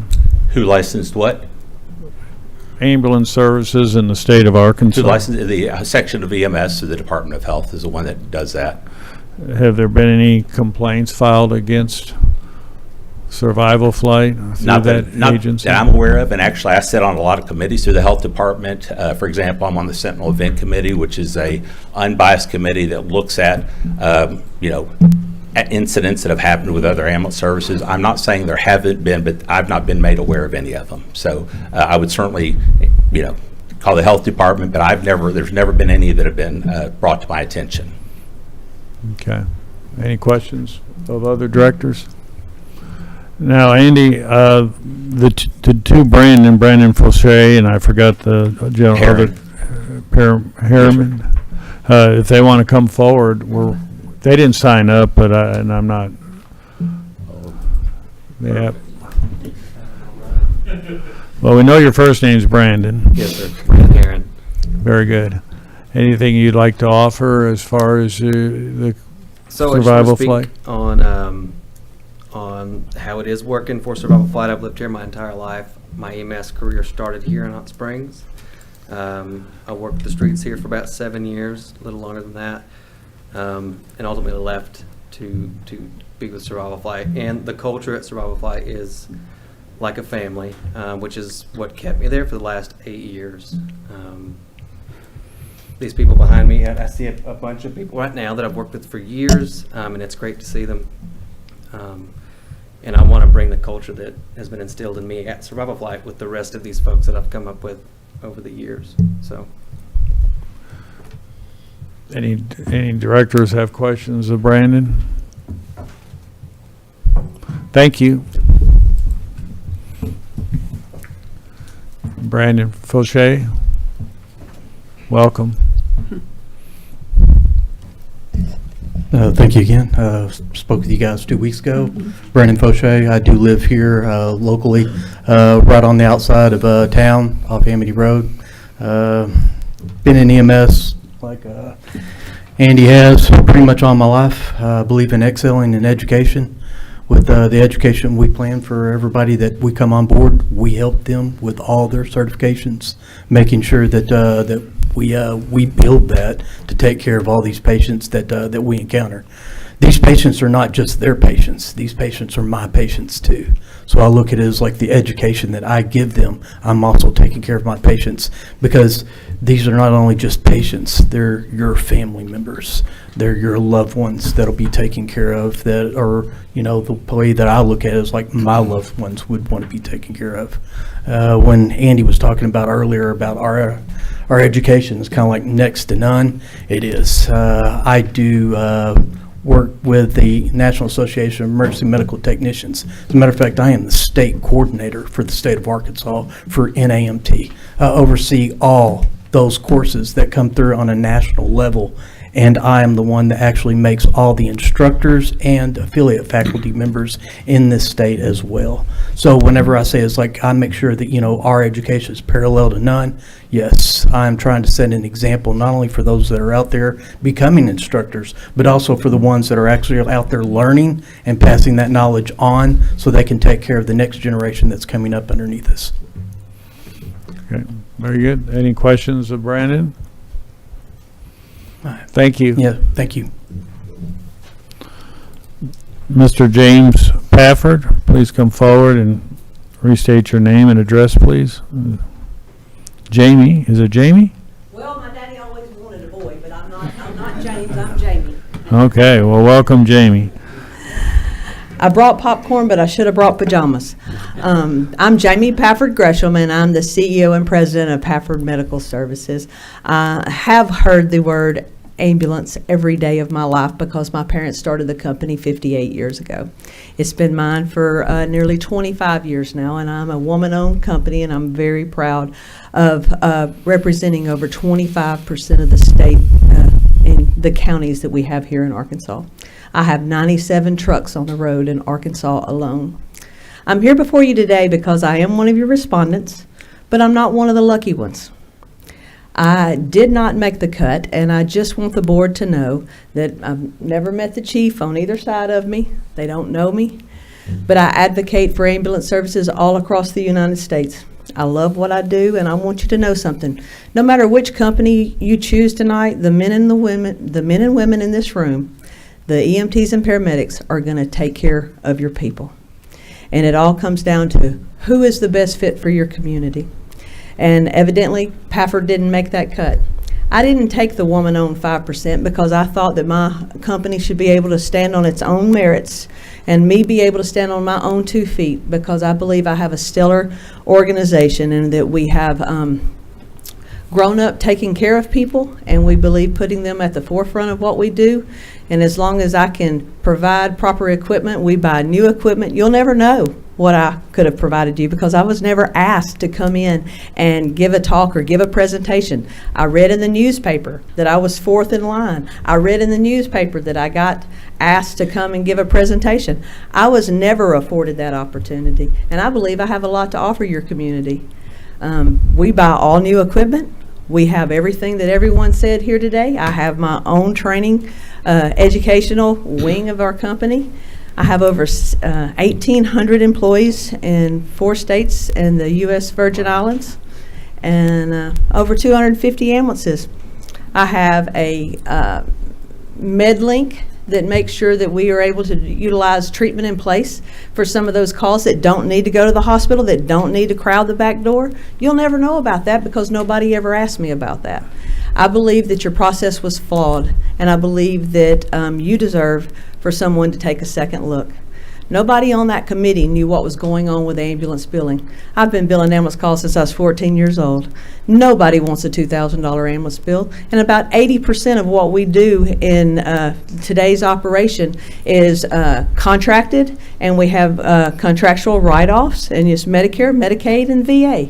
I have both VA contracts in this state. My company holds both VA contracts from Fayetteville and Little Rock. We take care of our veterans. We take care of our people. We have huge write-offs. We have membership programs. You never got to hear about any of that. And I'm very sensitive to a time clock, and I appreciate your time, but I surely ask you to please question the process that just happened here because I believe it was very biased and I was not given an opportunity to actually show you how I could shine in your community. Any questions of Jamie? Thank you. Thank you. Director Beard has a question. Come back. Ms. Pafford? Yes. I want to thank you so much for coming here and speaking up for your service. I spoke with someone from out of state today who spoke very highly of you, so I'm sorry that you didn't get a chance to say what you had to say. I just appreciate your courage and your boldness, and that does not go unseen. No. I don't want to be where I'm not wanted, but I definitely feel like that y'all deserve as good of an ambulance service as you possibly can get. And our understanding was that you were in the market for a new ambulance service, and we're very respectful of other people's territories. We've not been doing this just in the last few years. We've been doing this a very long time, and it's because we have a lot of friends around the state. And I cover you on 3 sides. I am your backup. I get the phone call when LifeNet or whatever provider is not here. I'm the one that's going to come. Our folks are going to come and help out. And we've always helped out when someone's called for assistance. I don't need 60 days to go in the ambulance business and put up 8 trucks. I have the staff. I have the ability. And that's another thing. Staff is here. You want your local people, no matter who they work for. You really want to infuse your local paramedics. And I encourage, no matter which company gets, I know that these folks want to take care of their hometown people, and that's what any provider would want them to do. Miss Pafford. Pafford was in Hot Springs at one time, correct? That was my daddy and my little brother, I might add. I believe it was in the very, very early 90s, and that sign stayed out here forever. And we actually were part of St. Joe at the time, and I believe we did their transfers is what it was. Mm-hmm. And so, like I said, it's been my company since 1999, and I hope to pass it on to my kids one day. But I am 100% woman-owned in all of my companies except one. And it's 75. Okay. Any further questions? Thank you. Thank you. Dr. Gene Shelby, please come forward and restate your name and address, please. Hello. Thank you, Mr. Mayor. I appreciate the opportunity to talk to you about EMS services in Garland County. I certainly serve as the Garland County Health Officer and have for the past 20 years, and been very involved with EMS for the last 40 years. I began work at the old St. Joe's in the emergency department in 1982, and was the medical director there, and really it was just starting an EMS service. EMS service at that time was a county-city partnership, and I remember meeting with the county judge, Bud Williams, and the mayor, Jim Randall, in '83, and the city and the county didn't want to get out of the ambulance business, and we were just really getting our paramedic program going at the community college, and St. Joe's really stepped up and really developed the Lifemobile program, and we were able to move on. The problem that I have with your process for choosing an ambulance service, which really goes against the way we started, was that there was no physician or medical involvement in the decision process, which I think is a big mistake. I think we've got two great hospitals, we've got two great emergency departments with some really highly trained physicians, emergency physicians, and to leave them out of the decision to evaluate these ambulance service, I think was just a really big error that needs to be revisited. So I've worked with LifeNet. When they first came to Hot Springs, I was the first medical director for them here. They put me on their board. I served on the board for a few years, and really saw the operations at the board meetings in Texarkana, as well as they had some board meetings here. So I've been very impressed with LifeNet through the years. But I really think that the medical community should have much more involvement in choosing the ambulance service for Hot Springs, and I would really encourage you to revisit this. Understand that since this became a real public issue, that you have gotten feedback from the hospitals and from the physician and medical community, and I think that from the people I've talked to in my personal experience, LifeNet has done an excellent job of providing high quality emergency medical care to Hot Springs and Garland County, and I would really encourage you to look closer at their proposal and really give them great consideration, because I think that they've got a really established reputation and have done a good job and will continue to do a good job. Any questions for Dr. Shelby? Director Dobb Smith? Dr. Shelby, you were involved with the ambulance service when we were getting a county one and getting a city one. If we change ambulance services, will that be in your opinion, will that be a problem with the county having a different one possibly than the city has? I would think so. I mean, it's LifeNet during their time here has had the contracts for the whole county, and I think they're set up to do that very well, and I think they have done a good job. I don't think I'd be kind of surprised and don't know how it would work if you had a separate company for the city and a different company that would get the contract with the county. I don't know. That's why I'm asking you, Yeah. because I knew that you were. It doesn't seem like a really good model. Thank you. Any additional questions, Director Garcia? Thank you, Mayor. Thank you for being here, Dr. Shelby, and publicly first, thank you for the critical role you played with the city during our episode with the COVID pandemic, and you played a critical role in your service over the years in all your medical profession and the state legislature. So you have had involved in experience with the current provider for the whole time they've been here.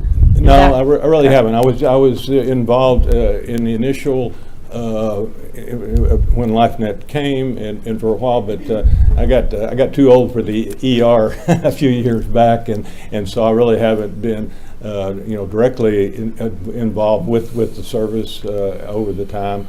I have been involved through the state health department with EMS services. When I was in the legislature, we passed the trauma bill, and so I've been involved with EMS, but not specifically with LifeNet over the last, say, 10 years or so. Okay. Thank you very much. Any further questions? Thank you, Dr. Shelby, and thank you for all you've done for this community. Thank you for the opportunity. Thank you.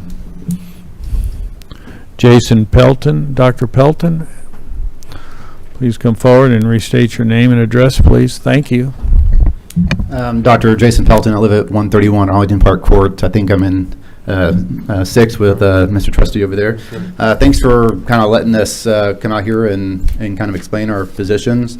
I didn't know my wife was actually talking today also. We didn't plan that. She was with the junior auxiliary, so we were surprised to find out we would both be at City Hall today. So my story with LifeNet actually began when they were Lifemobile. My dad worked there when I was 4 or 5 years old in the late 80s, early 90s.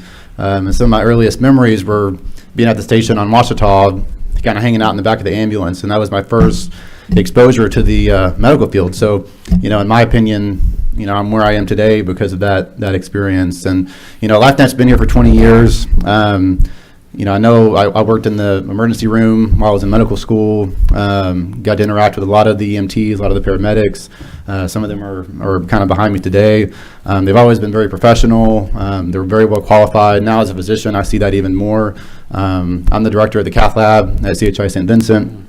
And as part of that, we oversee the STEMI protocols and STEMI pathways with EMS involvement as well. And we've consistently scored the highest marks you can across the country. We've reached certifications that only 200 hospitals nationwide have received, and a lot of that is from EMS. I don't have any experience with survival flight other than sometimes we use their helicopter. I'm sure they're very well qualified individuals and very professional. Couple words that I think the first Andy said. He said takeover a couple times, and he said business several times. They're a for-profit company, from what I understand. LifeNet is not, and so I think culturally, this isn't a business; it's a service. It's a calling. All the LifeNet employees exhibit that there every single day. He did mention Heber Springs. I looked up the population of all of their cities. Heber Springs has a population of 7,000. Their Georgia counties, he mentioned several times, 800, 2,000, 2,800. Pales in comparison to not really a city the size of Hot Springs, but how many people were here on Saturday for the Derby? I mean, at least 100,000, 150,000. There were 30,000 people just downtown for the St. Patrick's Day parade a couple weeks ago. You're really comparing apples and oranges when it comes to market share, which kind of brings up the evaluation, which I agree with Dr. Shelby and Ms. Pafford, extremely flawed. Number one, only 4 people evaluated it, none of them with EMS experience, none of them with really medical experience at all. And when you look at studies, which cardiologists have to look at because things are constantly changing, one of the in the same I guess part of the evaluation, one of the evaluators gave somebody an 83, or gave LifeNet an 83, another gave 40. To me, that can't be that far out. Those are big outliers, and there's really no way that an objective evaluation should come to that variation. And that was pretty consistent throughout the evaluation process. There were several comments about how Survival Flight has had experience in markets this size. I mean, that's just factually incorrect. If they have data to support that, I'm happy to kind of hear that. But the highest population they have is in Alton, Illinois at 25,000. Hot Springs is 40,000. And again, never even heard a lot of these towns, so I doubt they're big tourist, centers. I think that, the process was flawed. And, the people like LifeNet. The citizens that you guys were elected by, that, they like LifeNet. They don't have big issues with them. people that I talk to, the ER nurses, ER physicians, they don't have a problem with LifeNet. So to change, this is a big change, right? Anytime change is hard. But this drastic of a change without a really, really good reason, to me, it's not worth the risk. Could they do a good job? Probably. But LifeNet also does a good job. I just don't think that there's really any benefit to making such a drastic change without having a bigger idea of what we're getting and what we're actually getting. As Mayor McCabe mentioned a couple of times, what's going to be different? If it's the same employees, if it's the same same trucks, essentially just different logos. What are we really getting in addition to what we're getting now? And if there's issues with response time, the EMS advisory board is a great idea. I know that was dissolved in 2022. I'm a big, definitely in favor of bringing something like that back, to find those things that maybe we could improve on, because everything, we can always improve. That's why we do quality assurance things every quarter at the hospital. It should be done in EMS as well. But I want you to remember, I moved here in 2020. What else happened in 2020? COVID. LifeNet was at the front line every single day. They were exposing themselves, risking their lives every single day. That shouldn't go unnoticed and shouldn't be forgotten. I was at the convention center when the Hot Springs graduation shooting happened 3 years ago. And you know what? LifeNet was there for that as well. They've been there for the last 20 years. I hope they're there for another 20 more. They're involved in the community. They donate their time. They donate their money. They volunteer. They did Project Prom just today with everything going on. They still managed to provide a service to the community. So just that's all I want to say. Thank you for your time. If anybody has any questions, I'd be happy to answer them. Any questions of Dr. Pelton? I actually have one. It's probably not a fair question. Okay. But there's just so much volume going through emergency rooms today. Yeah. And then we always hear where, there's hard to move patients from the emergency room to an acute care bed or ICU bed, or they're waiting for surgery and the ambulances can't be released. Mm-hmm. So what is, we hear numbers of 6 ambulances or 8 ambulances. How many ambulances are really required to service our community?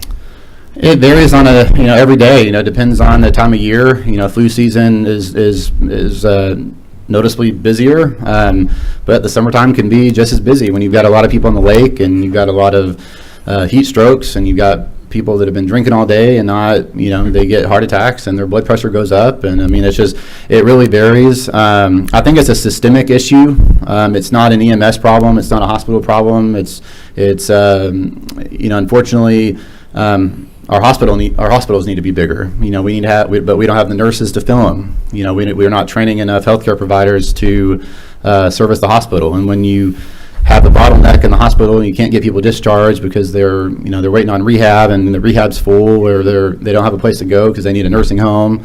So it's multifaceted. It's not fixed by EMS. I do agree that there is such thing as wall time. But when you don't have anywhere to put patients, you can't do anything about it. You gotta have somebody there that's taking care of them. Thank you. Director Webb? Thank you, Mayor. I heard you just mention the question I was going to bring up, and that's wall time. Mm-hmm. But I've also heard that since there's new leadership at Chi St. Vincent, which is where you are, that there are some new policies that are addressing wall time. Are you familiar with those? I can't speak to those. I'm here as a citizen of Hot Springs. I'm not really here as a CHI employee. I think that Crystal's going to do a great job. She kind of got, unfortunately, healthcare is always changing, and there's always fires to put out. I don't think that this one was on her radar, but I think she'll do a great job. And again, it's not something that can be fixed with a pen or with it's years and years of investment in infrastructure. Like I said, National Park's probably just as full as we are. And the ER has, I looked on the thing just now, there was 45 people in the emergency room. If you have an ambulance come in, where do they go? If your waiting room's full, they got to hang out for 5 minutes. And if there's something on the other side of town and, you've got you got something going on at the track, and you have something going on at the convention center. You've got basketball tournaments and cheer competitions, and I mean, this is a busy. I mean, it's really a city. You know, it's not a town, especially during those busy weekends. And sometimes it's just we don't have the resources to, you know, we take care of everybody, but it takes a little bit of time and being innovative and trying to figure out different ways we can improve patient flow, and we're working on that. My partner is on one of our biggest turnover areas is 2 East, which is our cardiology telemetry unit. So these are people that come in with chest pain or maybe some minor arrhythmias. They don't need ICU care, but they need some sort of monitoring. That's our biggest turnaround.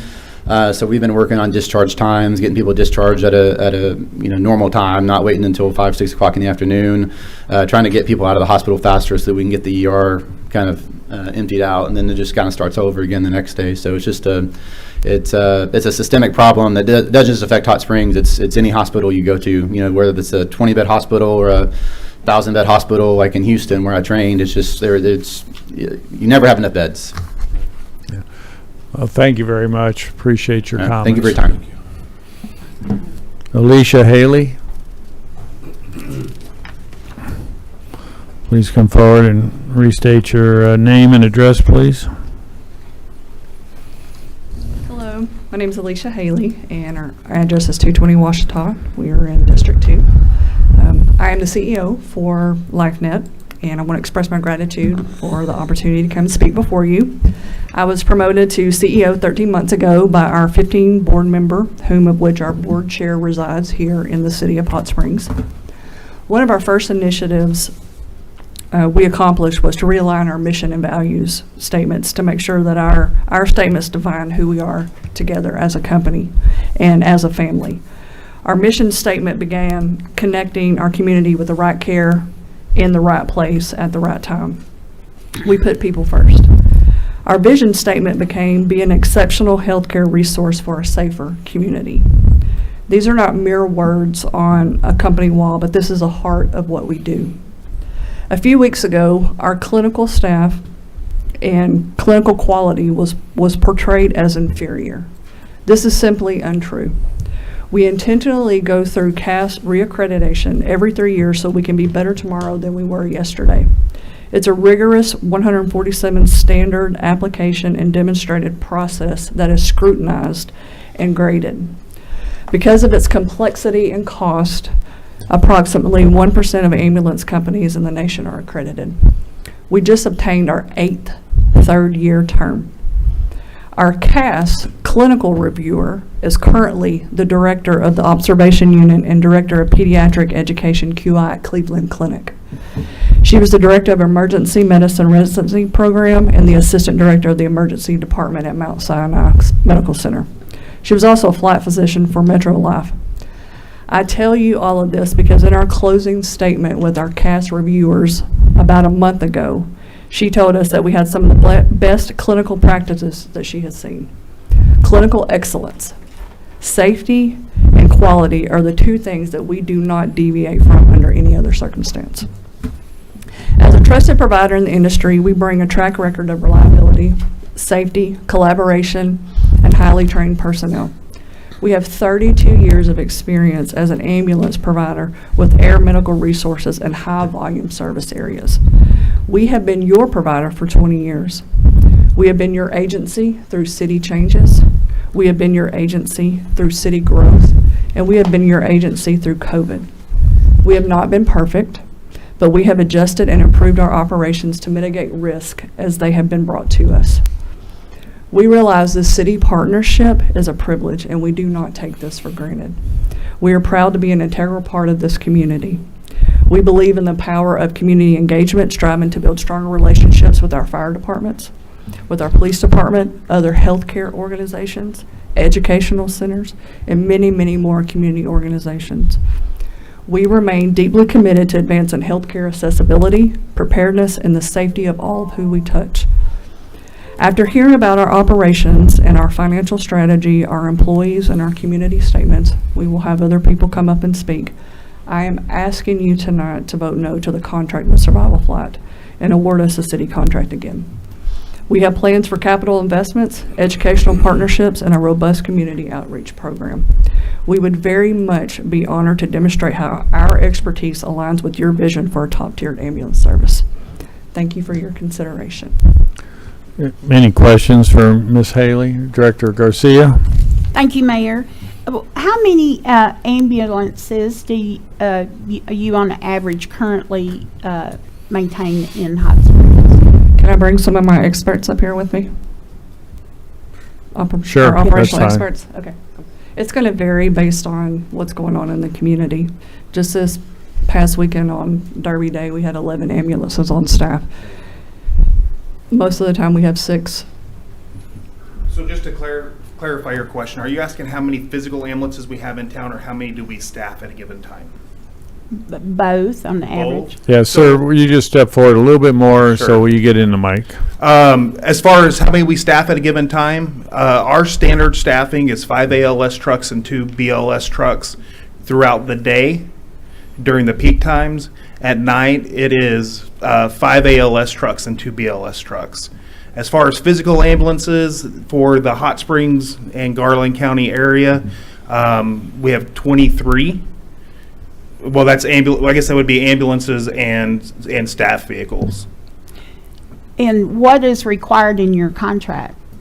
The current contract requires 4 ALS ambulances 24 hours a day. So you are exceeding that of your own, what you've determined based on your experience. Yes, you ma'am. exceeded that. You weren't requested to do that.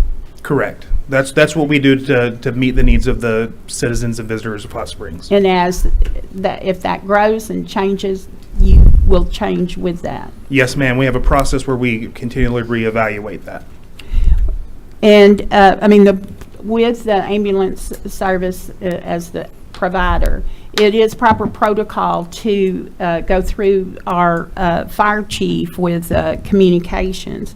However, as a board member, I would welcome any periodic updates from you to the city board. Is that something that you're willing to do, communications overview periodically, even if you were awarded the contract quarterly or something reasonable? Absolutely. We actually have community updates for all the other service areas that we do with our city council members and city managers. And this was just a service area where we went through the fire chief as directed, but we would very much welcome to come in and give any updates and send any initiatives, anything that's going on, because we do a lot of great things in our company.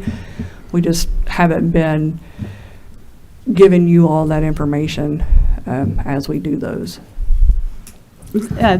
Thank you. You referenced that there had been some comments made that were inaccurate. So if there were incidents or feedback that goals weren't being met, how were they addressed, or how have they been resolved? We heard when there's been an incident, Chief Davis would contact Brett Piney. He was the area director, and now he's the chief operating officer. And he would get them the data and the information on the incident.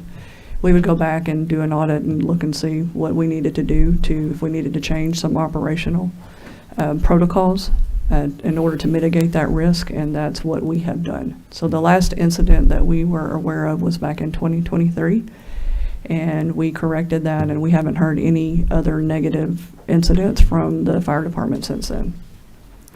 And have you had an opportunity to look at the franchise agreement? And if so, was there any clarification or something you would recommend added or changed in any way?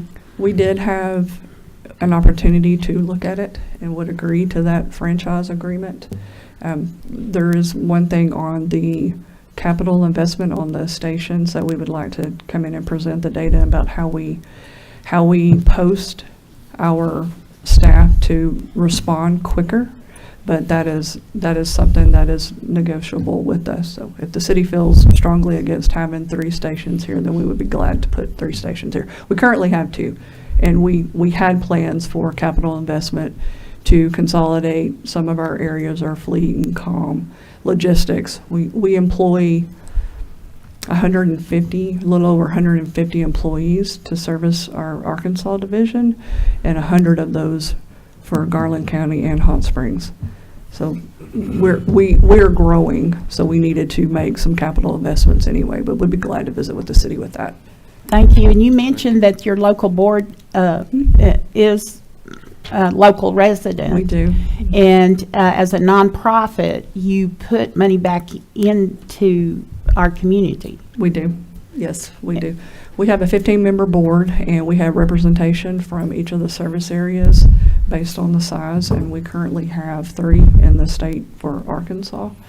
And the board members elect the board chair, and this year our board chair she's here with us tonight. I think she's going to speak, but she's there she is.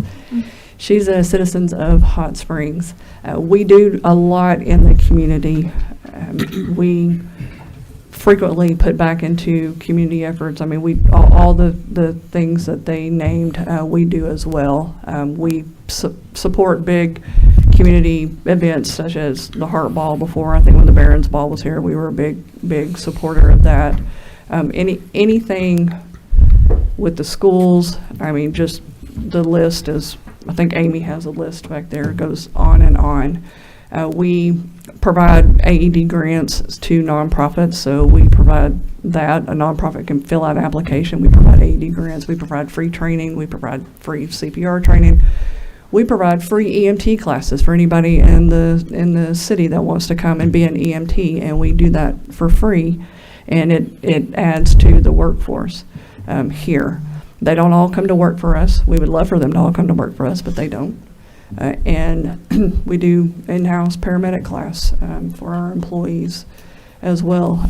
We give back. We purchase our supplies here. We tag our vehicles here. We put money back into the city. I think a statement was made a few weeks ago that all the charity goes back to Texarkana, and that's not true. We have separate financials so we can keep an accurate account of the charitable events that we do here and the money, because that's important to us. We're a nonprofit. We understand what that means to be able to give back to the community, and we don't want to be just an ambulance provider. We are part of the community here. And how many employees are currently here? We have around 100 that are here in Garland County and in Hot Springs, since we have both of that together. Thank you. Director Webb. Thank you, Mayor. Yeah, Ms. Haley, thank you for being here this evening. You had just started talking about the community involvement that LifeNet has, and I heard you mention your AED program. I want to just run some numbers across to you and see if they are accurate or not. So for AED, your grant program is 67 in the community. Does that sound about right? That started about 5 to 7 years ago? That probably could be right. I could give you a reconciled statement, but I don't have that off the top of my head. Your free CPR class, and this is offered to everyone, Anybody. right? Residents. Has that been going on for the most part since 2005? So about 20 years? I have been with LifeNet for 3 years, so I know that has been going on. I can't imagine that it did not go on before that. Your free EMT classes, this is a 9 to 10 week program, right? Mm-hmm. Which has a value of about $2,500. Does that sound right? Probably around there, yeah, about 3,000. And you've been doing this for 2.5 years, and currently you average about 17 or 20 we do. per class? We have a huge waiting list. Is this happening at National Park, or do you do it at on-site? We do it at our on-site at the Your Regions hospice? building right over here. The Stop the Bleed class, has that been going on too for about 7 years It's in the community? yeah. Our clinical guys back. Can you speak to what that means, Stop the Bleed class? Is that training those who observe someone maybe take a slash or a cut, and it helps that person know what to do to stop the bleeding of that cut so that they don't bleed out? Yes. So severe bleeding is one of the leading preventable causes of death that people have. And how many pints of blood are in a body, and how many can you lose before you lose consciousness and maybe you're like, isn't it 10 pints? And if I you can tell you lose- in liters. if you- It's 5 to 6 liters of blood. Well, We're the doctors in the room. It's you have 5 to 6 liters of blood in the body. Okay. And then your paramedic school, you had mentioned that. Now, this is 45-week program, correct? With value of about $9,000. And this is offered to those that you hire, so it's employees who can receive paramedic training and different certifications, and it's at no cost to the employee, correct? And there's about 17 in this, 4 of which that are at National Park. Does that sound right? They are employees of LifeNet, so we partnered with a agency, and so we do the clinicals and the class is online, but they do the clinicals with us, and it's 17, and we pay for the tuition for them, and we pay for the shifts that they miss, so we pay their salary, and we cover the shifts for them, so they don't have to worry about the financial burden of going to school. On ambulance charges, I think there may have been some confusion when maybe some articles went out in the paper on that, because that was including like your whole menu of items. Can you kind of break down what an average trip might cost if someone per se only chose a few of the menu items, or maybe none at all, just needed a trip to the hospital? Can you help us alleviate any confusion that people might have as a result of seeing numbers being reported in the paper, and kind of break down that for us tonight? Sure. So I'll give you some real hard data. So last year in 2024, our average patient charge for this area was $1,178. So when we submitted our fee schedule, we have other contracts with other agencies where we bill for certain procedures or certain medications that we give. We just submitted our whole fee schedule. So we don't when we bill for our services, it's all encompassed. And our average bill, not everybody gets everything on that cost. So while we may have a charge master of $12,000, I think that was our number, a little over $12,000, the citizens of Hot Springs received an average bill of $1,178 for cumulative for the year of 2024. No one, even Survival Flight, they're not going to charge them $9,000 for an ambulance ride there. So that, I think that was just a little bit of a misconception of adding up all the charges. It's that no one gets billed that.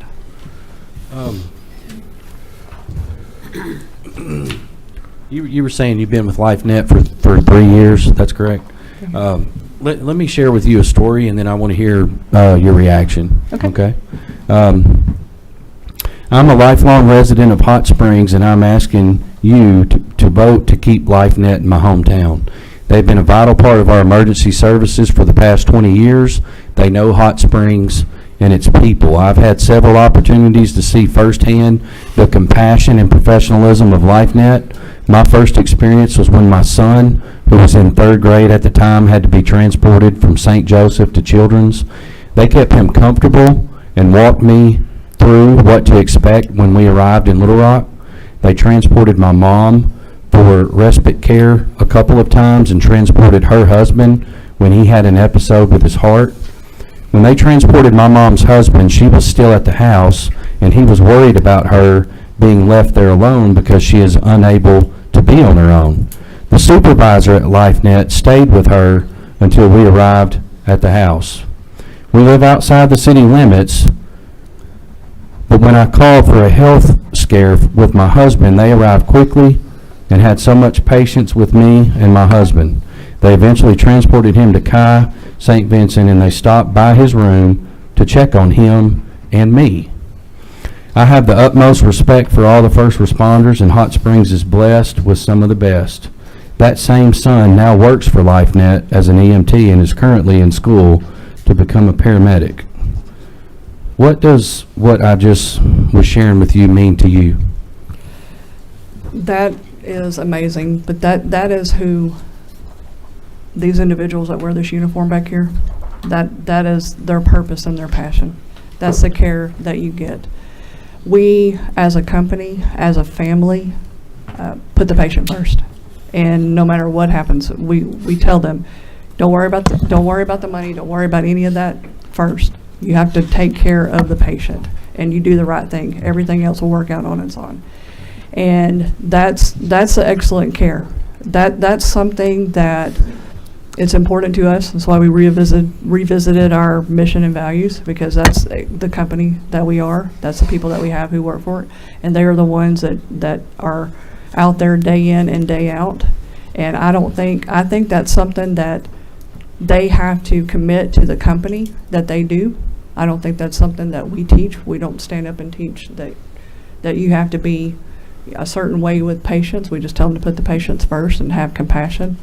But I think they do that because they love this community and they love this company, and they have the freedom to be compassionate without repercussions, because if they didn't transport fast enough, or if they didn't get back fast enough, or if they didn't do something else fast enough where maybe the profit would hinder the patient care on that.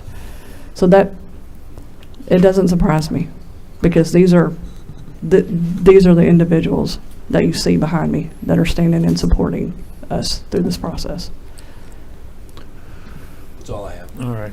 Any other questions of the board for Ms. Haley? Mayor, Yep. if I may. Ms. Haley, the matter before the board tonight is whether or not to award a franchise to Survival Flight. Yes, sir. So that's the action that goes up or down, maybe tabled. Who knows what's going to happen tonight. Your current franchise agreement expired the 31st of March. Are you prepared to stay in place and continue to serve this community should this decision take longer than that? Absolutely. We would never leave a service area that we provide service for. That's just not the right thing to do for the citizens, no matter what's going on at the city level. That's all. All right. There's no further questions. Thank you. Okay, thank y'all very much. Brett, did you have other comments you'd like to offer? I do, but most of what I was going to say was covered, so I will make it brief. I'm Brett Piney. I live at 106 Coyote Court, which is Ward 6. I'm the COO for LifeNet. I've also been here about 3 years. I just wanted to take a few moments to highlight some of the things that we do from an operational standpoint to help to make sure that we're taking care of the citizens and visitors of Hot Springs the best that can be given. Alicia and through the questions have kind of already talked about how we use dynamic system status management. We don't have stations, and we post ambulances throughout the city. That is done very intentionally. We have 20 years of data, and we have 20 years of experience here, and a process that allows us to predict where the next call is likely to be. And so we move ambulances around to put them in where the next call will likely be. That saves time. That puts us closer to that call. Because they're not sitting in stations, because they're out on the road, they don't have to get up from a recliner or a bed when it's time for a call and go to the ambulance. It saves valuable time. We're able to do this because our staff here works 12-hour shifts. We don't put them on long shifts to where that's going to hinder their ability to make sound decisions. Most importantly about this is we analyze that data frequently, and we look at that information to make sure we're posting, and our posting plan is the best possible. This analysis also led us to develop a behavioral health transport program where we use a secure van to transport behavioral health clients that do not need medical attention, they need secure transport. The benefit that has for the city is that keeps more ambulances available, because we're not using ambulances to take care of patients that don't need the medical care. It also makes us a lot better partner for the hospitals. And then I know there's been quite a few questions that I've heard this evening about the number of trucks and being able to get them. We are very intentional with when we purchase ambulances, cardiac monitors, ventilators, that sort of equipment. We have a master fleet plan. We have money set aside so that when that truck comes in, we have money there to pay for those. That helps, right? The other thing is this plan allows us to forecast and lessen the manufacturing delays that can happen sometimes with this big equipment. When it comes to medical equipment, we don't just purchase the latest model. We go out and tour manufacturing facilities, we talk to their leaders, we get white papers, we get references, and then we put it to the test. We get them and we trial them. Multiple crews run through them. We find the bugs or the issues, we work through the fixes, and then that helps us have a seamless transition when we do bring on a new piece of equipment. Like I said, I probably didn't save any time, but I'm open to any questions you may have for me. Any questions of Brett? Thank you. All right, thanks. Dr. John Webb. Dr. Webb? Not here. Okay.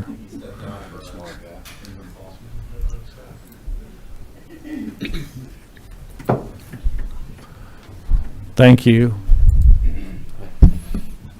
Sorry that I was standing up outside. If I look a little tired and disheveled, it's because I am. I was on call this weekend. Any of our EMS providers and police officers will tell you it was an eventful weekend. I haven't slept much. But I'm here because I feel very strongly about an issue. That issue is trauma care in the state of Arkansas. That issue has been a problem throughout my time. I'm born and raised in Arkansas, Nashville. In 1994, there was a young girl, had a terrible accident, really wasn't hurt that bad. As a result of a lack of coordinated trauma care, that young girl passed. It was a preventable mortality. She shouldn't have died. In the year 2010, the state constructed our state trauma system. And CHI in Hot Springs is a level 2 trauma system. That's the second level. We're busy. At one point, we were the second busiest scene repository in the state. Washington Regional may have surpassed us at this point. As a level 2 trauma center, we are obligated to the state to follow guidelines and regulations that are put out by the state. There's a pamphlet about this big. I'm the trauma medical director. Every trauma patient that passes, that does not survive, the entirety of their chart gets adjudicated by me. I've been doing this since 2010. Everything from the pre-hospital care, scene time, establishment of airway, establishment of IV access or interosseous access, what drugs they got, how they were given, what fluids they were given, how much blood they were given. It's a fairly extensive process. I then reviewed the same degree of care in the emergency room, OR, ER, from the time the patient arrives until the patient is either discharged or goes to their final resting place. I then fill out a significant series of papers, forms that are sent to the state of Arkansas. They're reviewed there at that level by a team of physicians and EMS providers and other people in the state trauma system called the Preventable Mortality Committee. The same process occurs there. The entirety of the chart is transferred up there. I was fortunate to be asked to serve on that committee, and I've served on that committee for the last 3 years. I just finished up. I've reviewed a lot of charts. If there's been a death here in this area, I've reviewed it, every page of it. In addition, I was blessed to be able to see what goes on in other parts of the state. And that's what I wanted to talk to you about. We are very fortunate in this portion of the state. There are other portions of the state that do not have the resources that we do, especially EMS resources. Getting people to the right hospital as soon as humanly possible is the main difference maker. And that's why the state set up this trauma system and has the Arkansas Trauma Command Center that functions on the state police radio system, and they're trying to triage those patients and tell EMTs where to take people to the appropriate hospital for the anticipated injuries. The weakest link in the system, the biggest opportunity for improvement in our state system is EMS. There are underfunded, and there's not enough of them in many counties. There are many counties in the state of Arkansas that have 2 ambulances, that's it. don't have a wreck there. It's a problem. But I'm here to tell you, because I feel very passionately about that, that's not a problem here in Garland County. I've worked with LifeNet for the entirety of this tenure. I've gotten to know a lot of people there. They attend our conferences. They attend our multidisciplinary conferences. And as trauma care has evolved and we've changed various aspects of pre-hospital management, they've been involved in all of that. So when y'all are talking about quality measures and people were talking about how things get reviewed, I've reviewed it. I'm the person that does that on behalf of the state of Arkansas and as part of our contract. And I have no complaints whatsoever with LifeNet. They provide quality service, they're good, they're attentive, they have my utmost confidence. I'm not real privy, and as far as I'm concerned, it's none of my business as to why this contract business came up, but I care about the people here. I live here. I raise my children here. I'm not really a fan of trauma, but I do it out of a great sense of obligation, because that's one of the greatest opportunities to save lives, frankly, especially in younger populations. So I would just end with a little bit of an example of what happened. It happened to me this weekend. I think is very telling as to what kind of service LifeNet provides. There was a very unfortunate human being that was involved in an accident of a sort and was in extremis at the scene. And the EMTs involved brought her to our facility. The trauma beeper system is set off, and I drive, are there police here? I drive real fast on the bypass to get to the hospital, and unfortunately arrived in time to determine that this patient wasn't salvageable, that the injuries were too extreme. But the EMS team was devastated and sat around afterwards and pulled me aside, even though it's 1 o'clock in the morning and they know I want to go back to bed. They wanted to know, could we have done anything different? What did we do? Was there anything here, Dr. Webb, we should have changed? And we reviewed the case, and they were attentive and thankful and humble, and I appreciated that. That's your difference maker right there, the person that actually really cares. So I just thought I would speak on that on their behalf. We're very fortunate, I think, that they participated to the degree that they have in the development of this trauma system that serves not only here but the state. Thank you very much. Any questions of Dr. Webb? Thank you. Appreciate you. Who asked the question about the amount of blood and how much you can lose before you get in trouble? Director Webb, you must be from a higher class of Webbs than I am. Well, as soon as I heard your name mentioned, I said, you know, not only has he got a good name, but I bet he has a lot of intelligence, you know. I was just hoping it was April Fool. The answer to your question is people have about 5 to 6 liters of blood, and 30 to 40% of it is significant severe shock. So you can lose 1,500 to 2 liters. The Stop the Bleed was started by the Obama administration in results to the shootings in Florida, and LifeNet has helped us as part of our injury prevention program take that educational system out to the system. It involves use of tourniquets and hemostatic gauze. Thank you. Thank you. You know, I'm going to call on one other person. I know we got a whole list here. Diane Lafayette, would you come forward and restate your name and what your affiliation is and a few comments, please? Thank you, Mayor. I appreciate that. And excuse me, Pollen. And I am the least qualified person to talk about EMS, so thank you, doctors. I appreciate everything that you put in. It was very interesting. I am here, excuse me, as a member of the Board of Directors for LifeNet. I've been on the board for 5 years. I'm in my 6th and final year, and I'm fortunate to serve as the chair this year. As you know, LifeNet, and as you've heard, is a nonprofit organization, and so it has a set of bylaws. And the bylaws require that the board makeup is made of representatives from the different areas that LifeNet serves. Excuse me.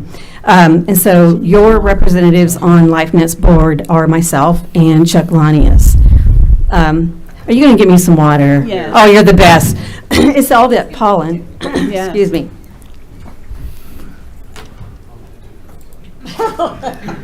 Oh, no, I don't want this. I did not. I was going to get you a fresh one. He said he drank off of it. I don't know. Only too small. Okay. Anyway, so Chuck and I represent you all on the LifeNet board. So that's a very important element to consider, that you have a representation here. I began my tenure on the board when David Baumgartner was the CEO. I don't know if you know him. He was on the staff for over 20 years. And for some reason, he wanted to retire. I don't know. But he decided to retire, and we hired Dave Snavely about 2022. And if you know him, that he was a wonderful man. He stayed with us for about a little less than 2 years. And then he decided to retire. So I was put on the committee, the search committee, to find the next CEO, and we hired Alicia Haley in 2024. She had been with LifeNet, and we promoted her within, and it was a great thing. But I have to tell you, I have learned a lot on this board. I've learned that emergency medical services is a high-stakes, competitive, complicated, and expensive service. And they love their acronyms, I know. I've just figured out the difference between ALS and BLS, so good for me. I've also learned that LifeNet in particular has built relationships with community members and other organizations that in the 2 decades that they have been with Hot Springs. I've learned that LifeNet, the staff, the 140 staff members, are dedicated professionals that live and work and play in Hot Springs, and they care about this community, and they care about working for LifeNet. It's very important to them. And I've learned that while David and Dave were wonderful CEOs and did a great job, that Alicia is taking this organization to a new level of professionalism and accountability. And that's also important as well. So she's taken a good organization and making it even better. And that could do nothing more but even serve Hot Springs better than it ever has.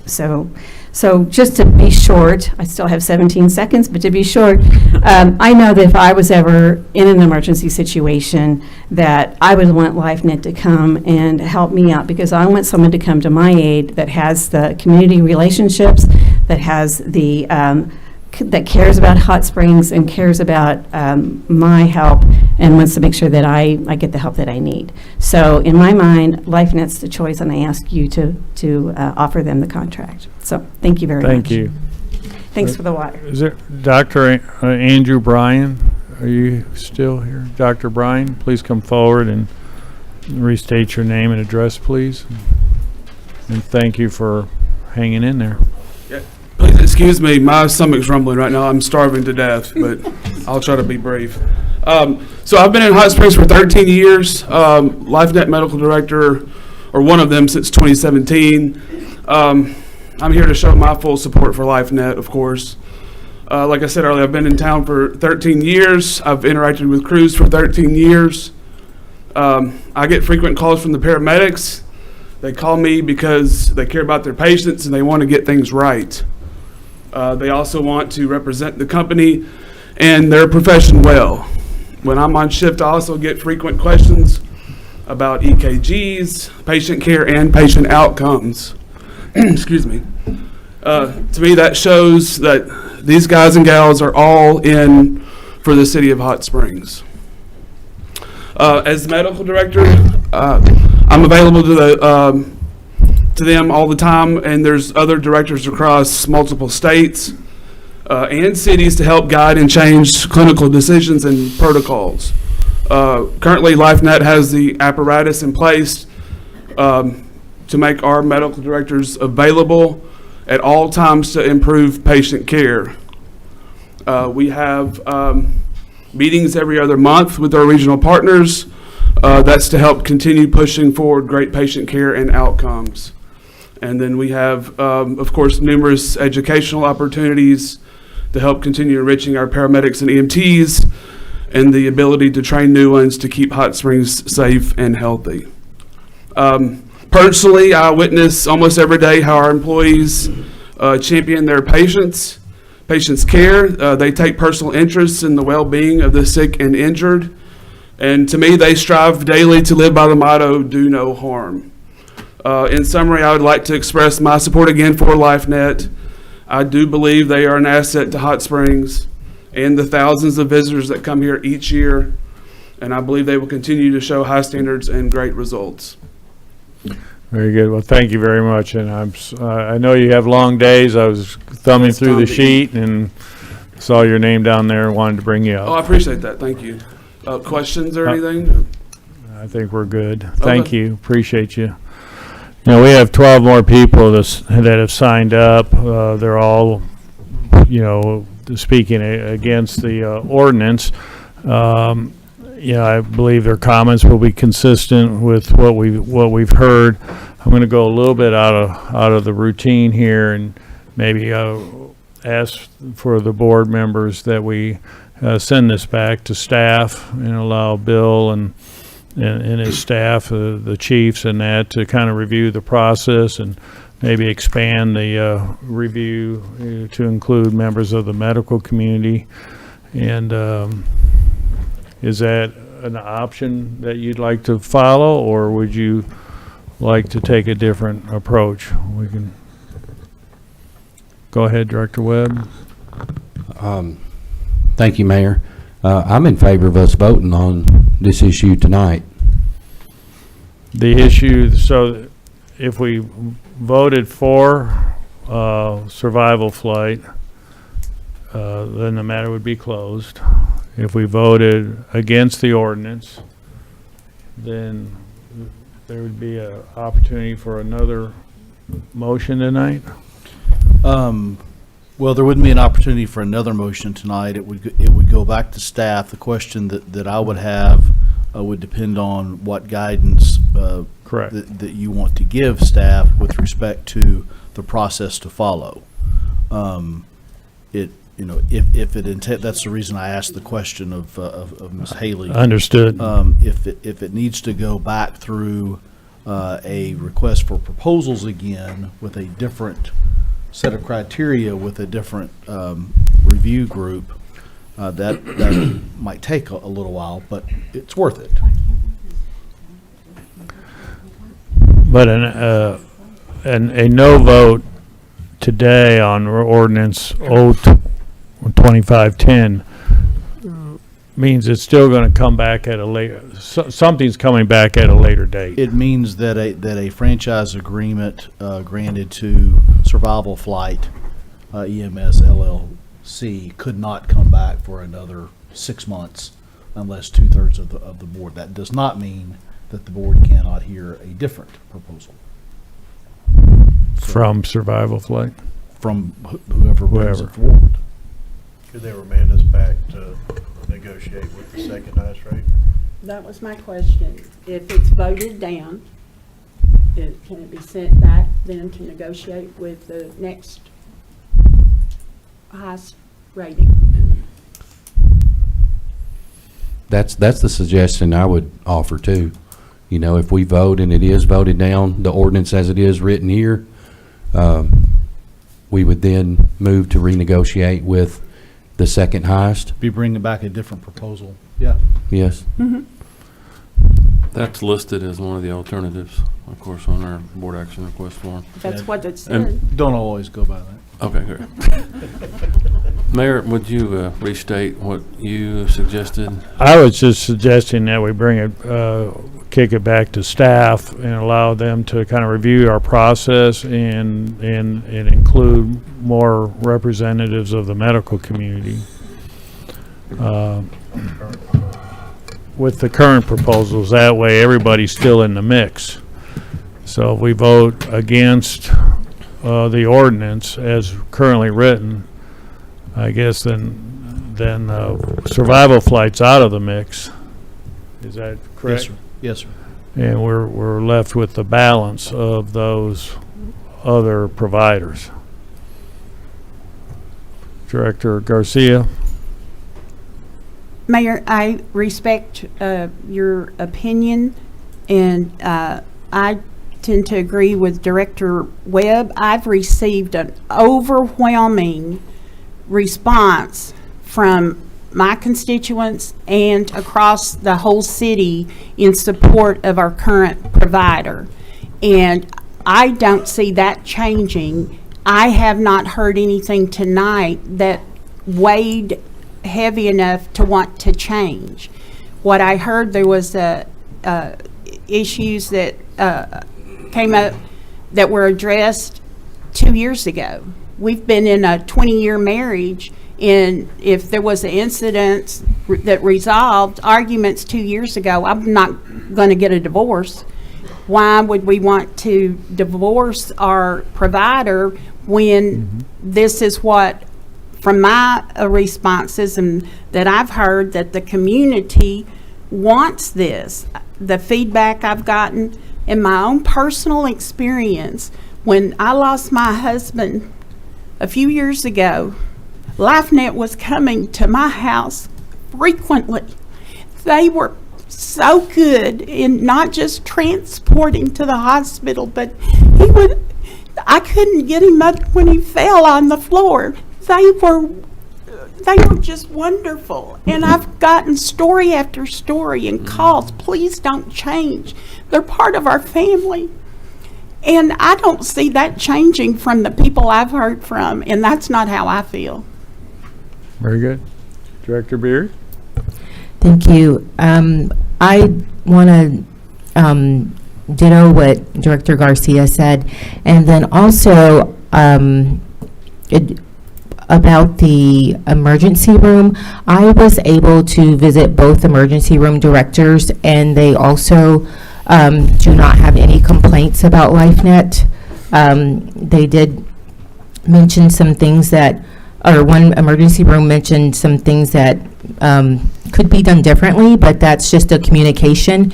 But they were very pleased with the service that LifeNet has offered, and that came from both directors, yes, both directors at both hospitals. Okay, any Director Hall, do you have any comments? I'm comfortable with going ahead with the vote, but I do think, to your point, moving forward, I think some questions did come up in and around the process. I think perhaps having the EMS review board in place the next time we were to go out for an RFP, I think that in and of itself might have kind of solved some of those concerns. But I do think, regardless of what we do tonight, additional conversations about sort of how to move forward with the process next time, to make sure that we do have the oversight that really is needed to do this. I appreciate all of the work that everyone went into, all of the things we've read, everything our committee had to read.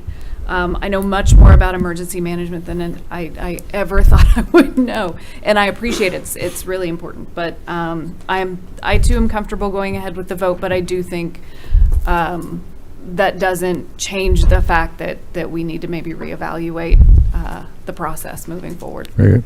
Director Dobb-Smith, did you have any comments? I did tell the other directors. Okay. Director Trustee? Thank you, Mayor. I like your suggestion that we refer this back to staff and look at the process and bring it back in 30 days with the applications that we have, with the RFPs that we have. So, Brian, I don't know how to do that. Can we amend something? Obviously, there's a motion on the floor, motion and a second. You'd have to table it with those instructions. Otherwise, certainly, if the ordinance should be voted down this evening, then we would begin negotiating with LifeNet tomorrow. Well, right now, it sounds like the majority of the board would like to have a vote tonight. Is that what I'm hearing? Pardon? Yes, and yeah. Let's hear from our city manager, Mr. Burrow. A couple of things, and I think we've all learned some things through the process. But I do want to say that I've got utmost confidence in our public safety staff in the city of Hot Springs. I know they've got good relationships with everybody out in that room, and some of these decisions and things that have come up have been really, really tough. I had a very good meeting with Alicia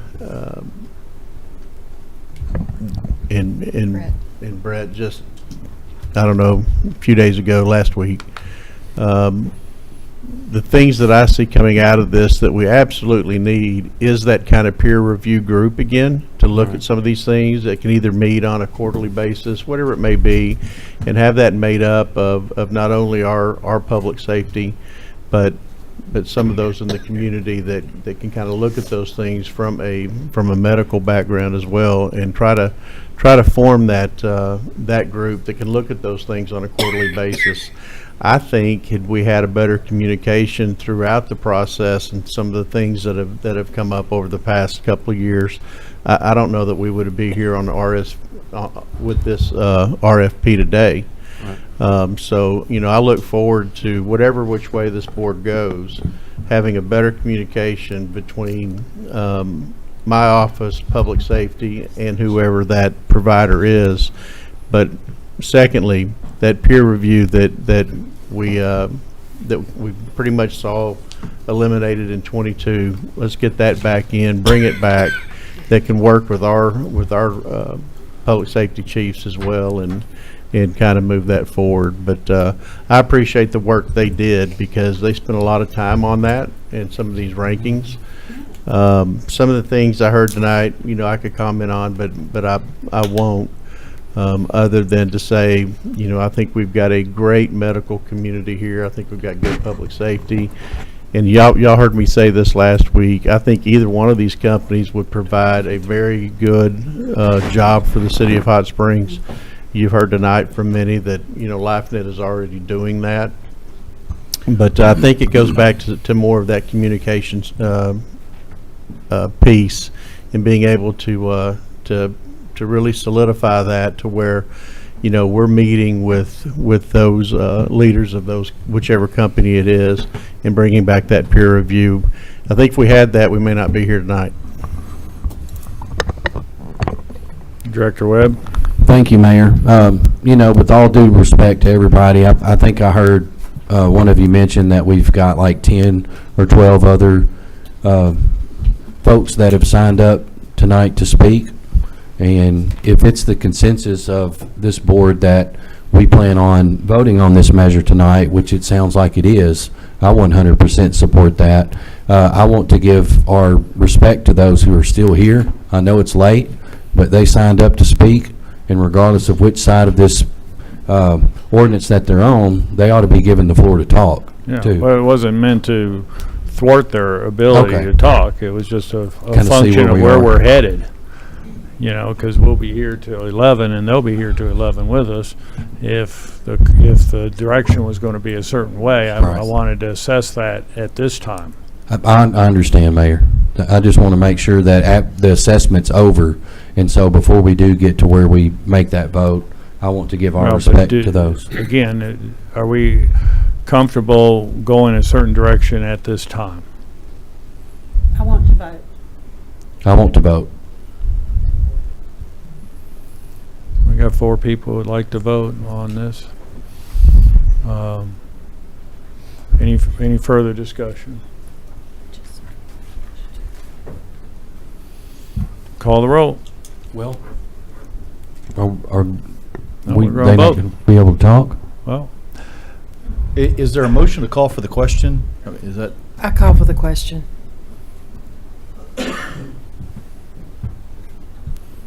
we need a second. Yeah. We have a motion to call for the question. Second.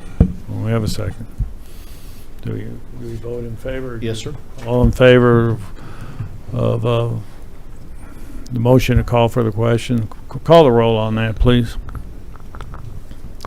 Call the roll on the On the motion question. to call the question. Yeah. Yep. Director Garcia. Yes. Trustee. No. Holliday. Aye. Beard. Aye. Dobbs Smith. Aye. Webb. No. Mayor McCabe. No, but it passes 4-3. Yeah. Right. So, call the roll. Call the roll. Director Trustee. No. Holliday. No. Beard. No. Dobbs Smith. No. Webb. No. Garcia. No. Mayor McCabe. No. Ordinance fails. I want to explain to those people who are here that did not, weren't called upon. You're certainly welcome to talk to us. That's our process.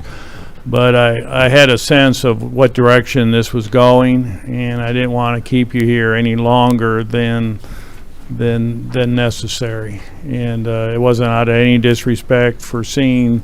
I didn't weigh one. I don't weigh one person's name or position higher than somebody else. I did look through the list. I saw some physicians. I wanted to make sure they got up and offered, and I wanted Diane to get up, but that wasn't a reflection of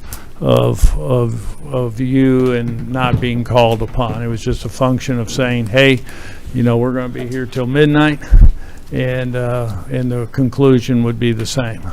So at least that's what my assessment was. I could have been wrong, but certainly did not play out as being wrong. So thank you.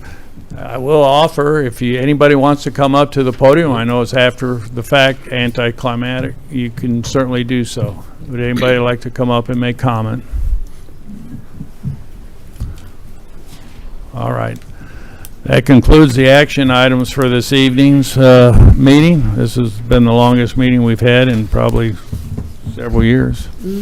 But well worth it. A lot of good participation. Board of Directors items for discussion.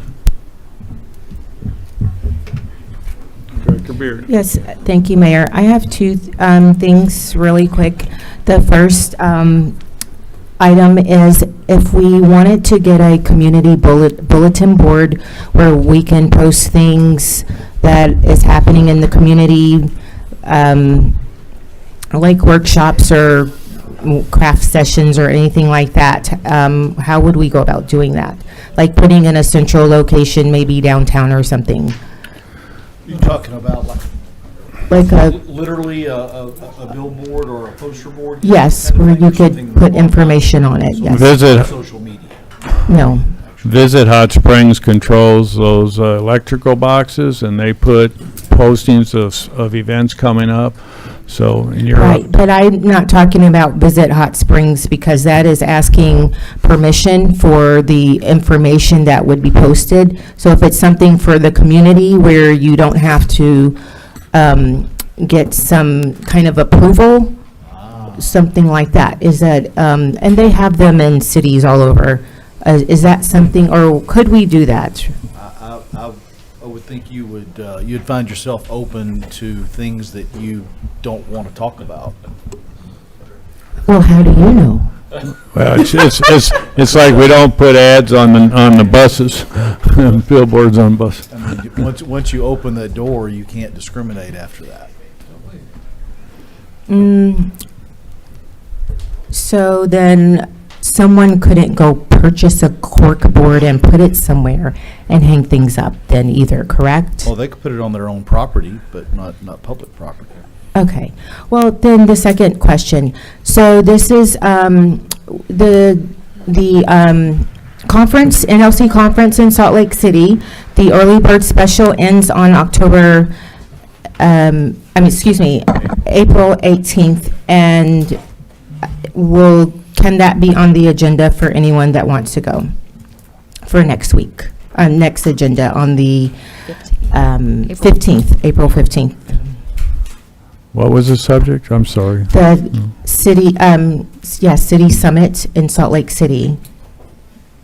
The early bird special ends on April 18th, around there.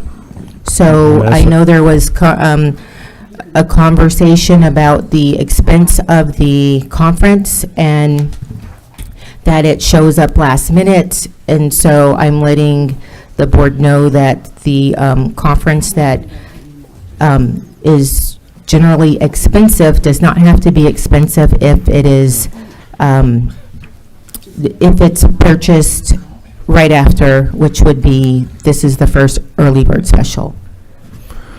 Well, the process we just approved was a review to make sure that the funds are available. And you just got back from one, right? Right, and I've always said when you come back from one, if you're going to the next one, it would be ideal to pay for it once you get back, because if you wait 3 weeks before, it costs. No, I understand it, but have you submitted your final report on your expenses for that? I did. I have to get an additional copy of my train receipt. But I have submitted the paperwork, which was not accepted, so I have to add I have to get a different receipt. Well, I'll just review funds available and try to project out, Bill, what we have. So- We will, and I think moving forward, now that we have a pre-travel form for members that want to travel to fill out, it'll give us something to actually bring to you, showing what those costs for the travel will be.